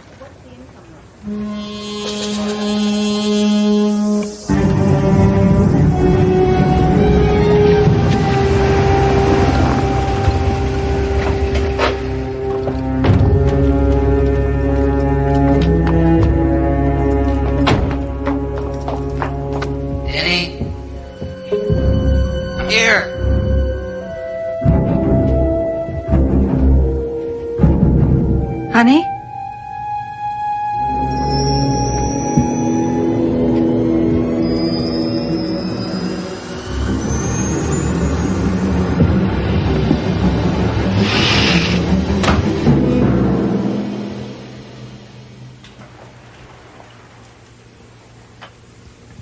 Jeff?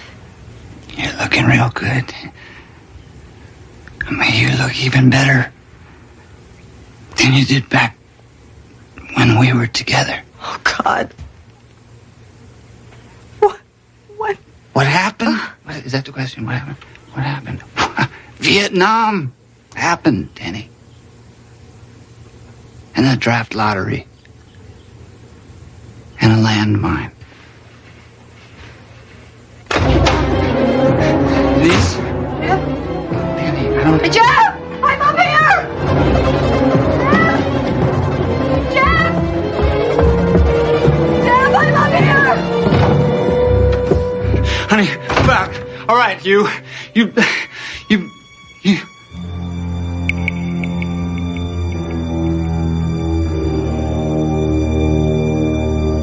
me. That's bingo. And this isn't happening. Then a dream? Yeah, well, right. But are you dreaming me? Or am I dreaming you? I mean, I don't give a damn one way or the other. You see, I think we're both real. I think that somewhere around 1971 we came to this fork in the road. And you went one way and I went the other. And we ended up in different places. Jeff?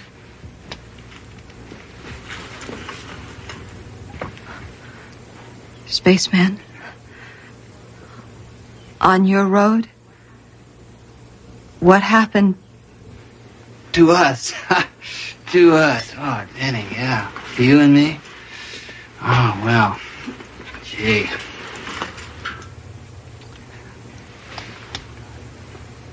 You died in a motorcycle accident when I was in Nam. The guy you were riding with didn't believe in helmets. That's why you're here, because I'm guilty. I'm guilty, okay. That's all right, but if there's any retribution owed, then it's to me, and to me alone.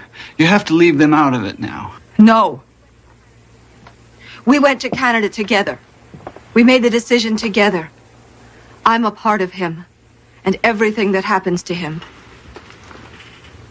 That's why I loved you so much, Denny. And you, what? I mean, come on. You think that I would hurt them? God. And they say us vets are crazy. And tell me why. I'm dying, man.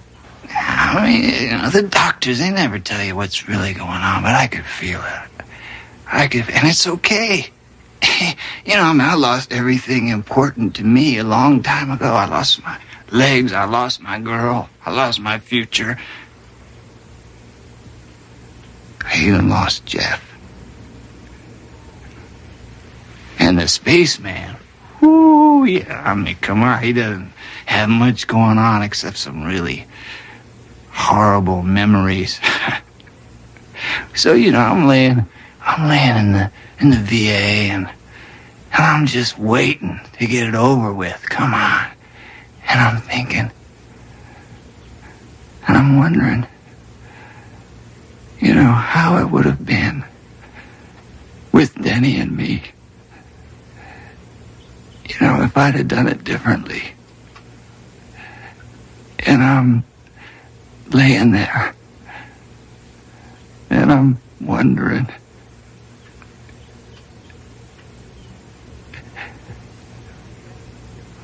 And I guess I just wondered myself here. I just wanted to see him, brother.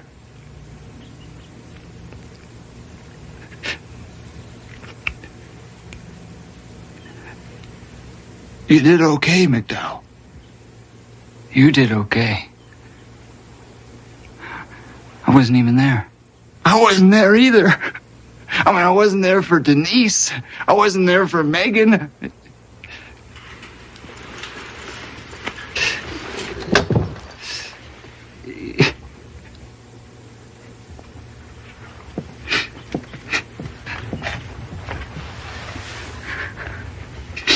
Yes. Come on. I think it's probably time I went. No, you can stay. If you want to. Yeah. Well, I'd like to. Be nice. But I can't. I got some nice memories now, though. Thanks. The flashbacks. It must work both ways. You and me, we're the same person, right? I have some memories. I have some good memories. Maybe if we touched. No, you don't know what you're talking about now. But I have good memories. The day that Denise and I got married. Our honeymoon. The day Megan was born. No, it's no good, see? Because then you'd have all that stuff about all those men dying around you. Then you'd have all the years in the hospital and in this damn chair. No, and then you'd remember everybody backing away from you, everybody watching you. Come on. Hey, you'd be waking up with nightmares. You'd be screaming.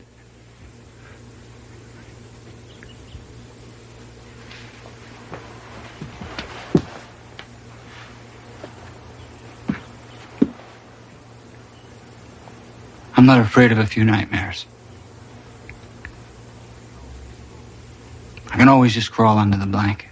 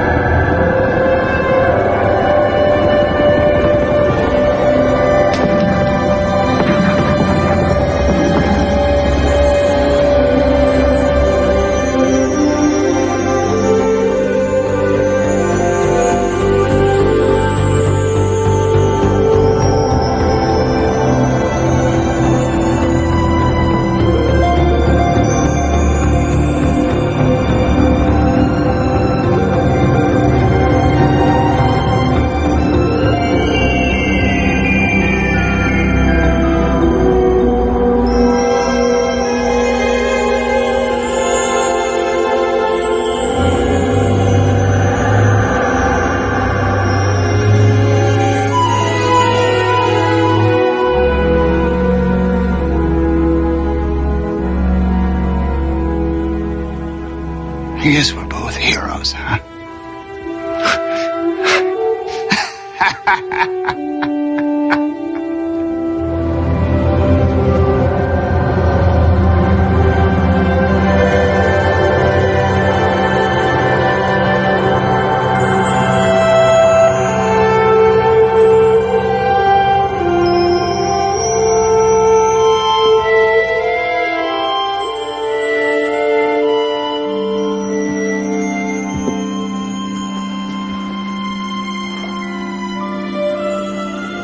We make our choices, and afterwards wonder what the other road was like.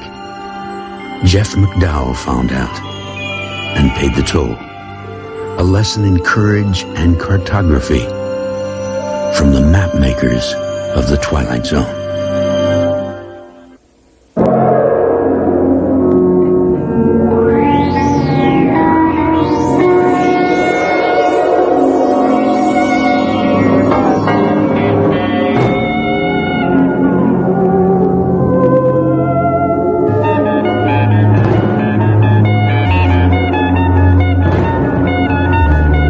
Staged a revolution in the art of isolation. Turn up the volume on your headphones and the world outside drops away. 16-year-old Keith Barnes has lived in this public seclusion for some time now. But tonight, the tiny radio on which he depends to keep people out is about to start pulling them in, thanks to a very special frequency that can only be picked up in the Twilight Zone. Good evening. And how are you this evening? Excellent. Jumbo. Yes. Your ticket? Smoking or not? Smoking. It's bad for you, you know, especially someone your age. Hey, doctor's orders. I see. Well, 34B. Enjoy your flight, twerp.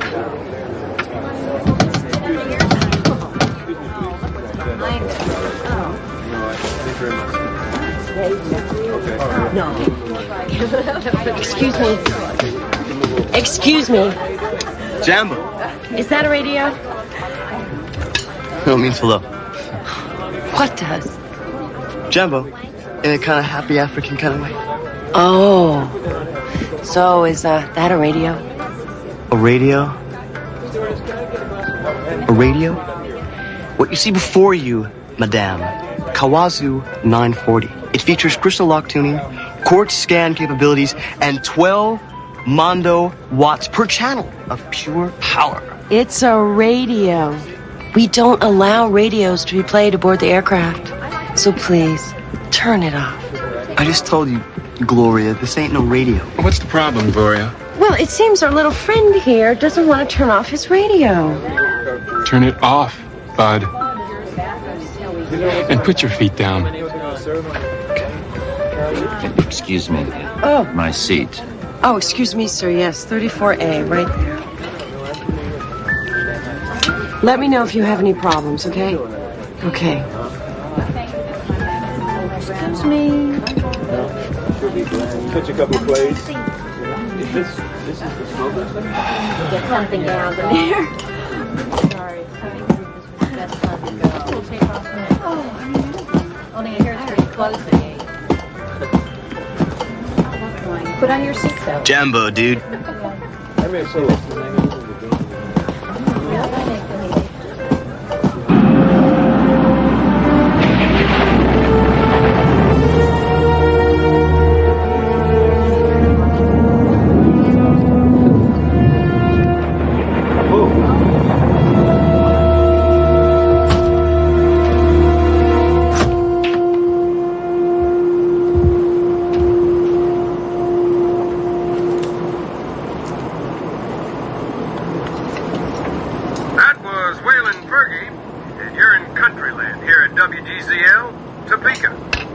Oh, come on. This is serious wasteland.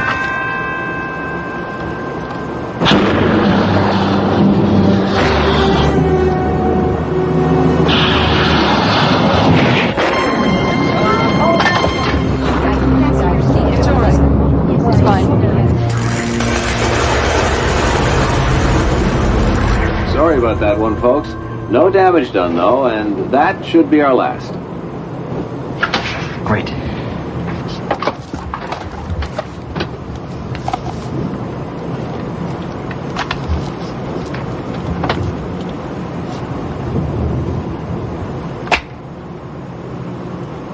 Someone's getting sued. Would you please get out of there? Please.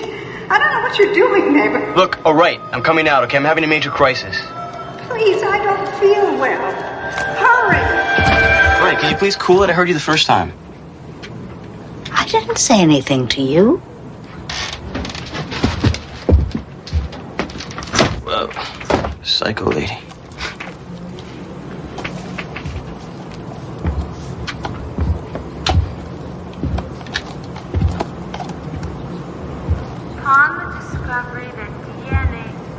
Upon the discovery that DNA is a double-stranded molecule that contains complementary base pairings held together by hydrogen bonds, it was suggested that DNA was a plausible mechanism for the transfer of genetic information from generation. Kind of cute. Ratty shirt, though. Nice buns, I bet. I wonder what it's...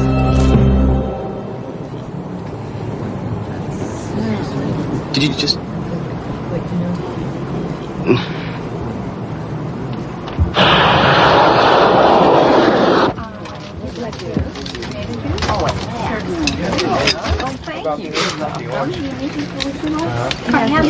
It's incredible.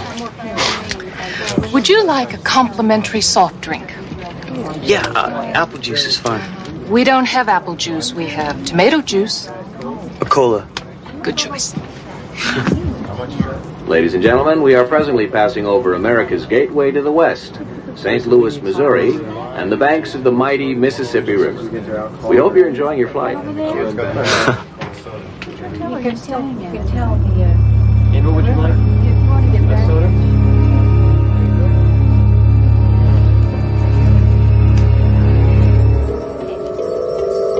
Bureaucrats, incompetents, greedy, insensitive, reckless, playing God with people's lives.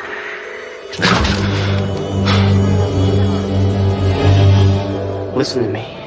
There's this guy on board, and he has some sort of a bomb. What? A bomb. I saw it. I was in the bathroom with him. Oh, you were in the bathroom with him? Yeah, and... Okay, that's it. Do you know that you could be arrested for making a joke about a thing like that? I'm not joking. I swear it, and we gotta stop him. I'm beginning to think that there is something seriously wrong with you. Now look, I don't have time to keep walking you around this plane, so get back to your seat and stay there. Please, would you tell the captain I'm serious? Now!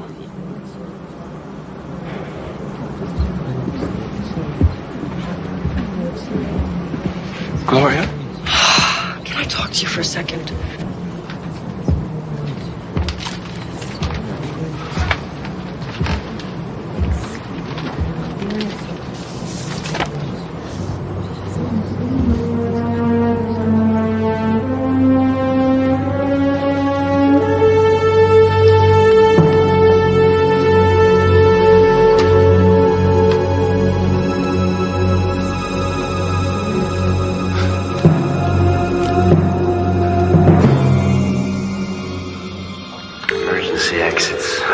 Show them an emergency exit they'll never forget. Is something wrong? I said, is something wrong? This is really cool. What? It's like Doug first. Do you want to hear it? Hey, it's cool. Different drummers, you know.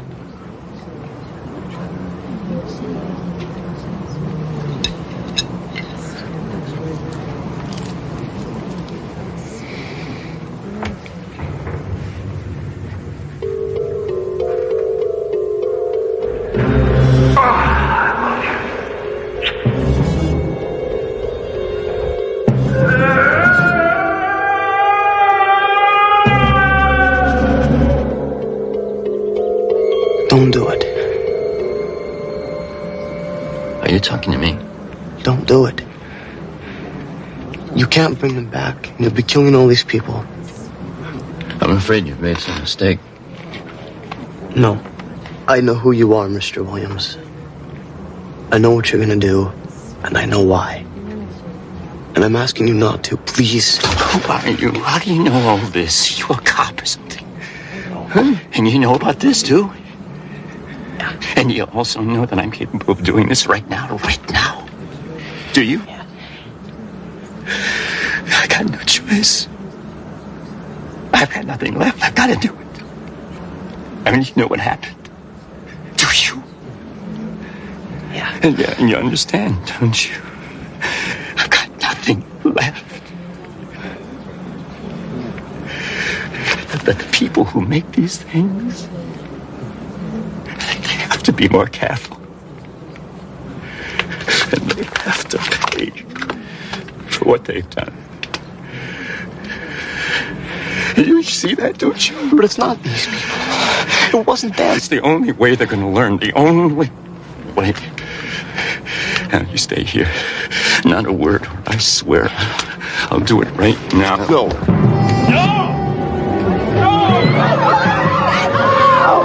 Stay back!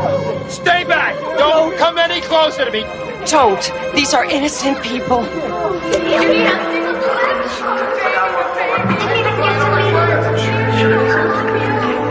Is this the way it happens? No! Kill him! Kill the son of a... Afraid. I'm so afraid to make Man, you regret it. It can happen like this, not now. God, I want to live.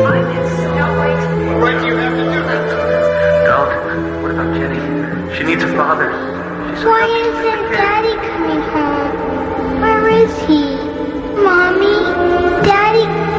Why?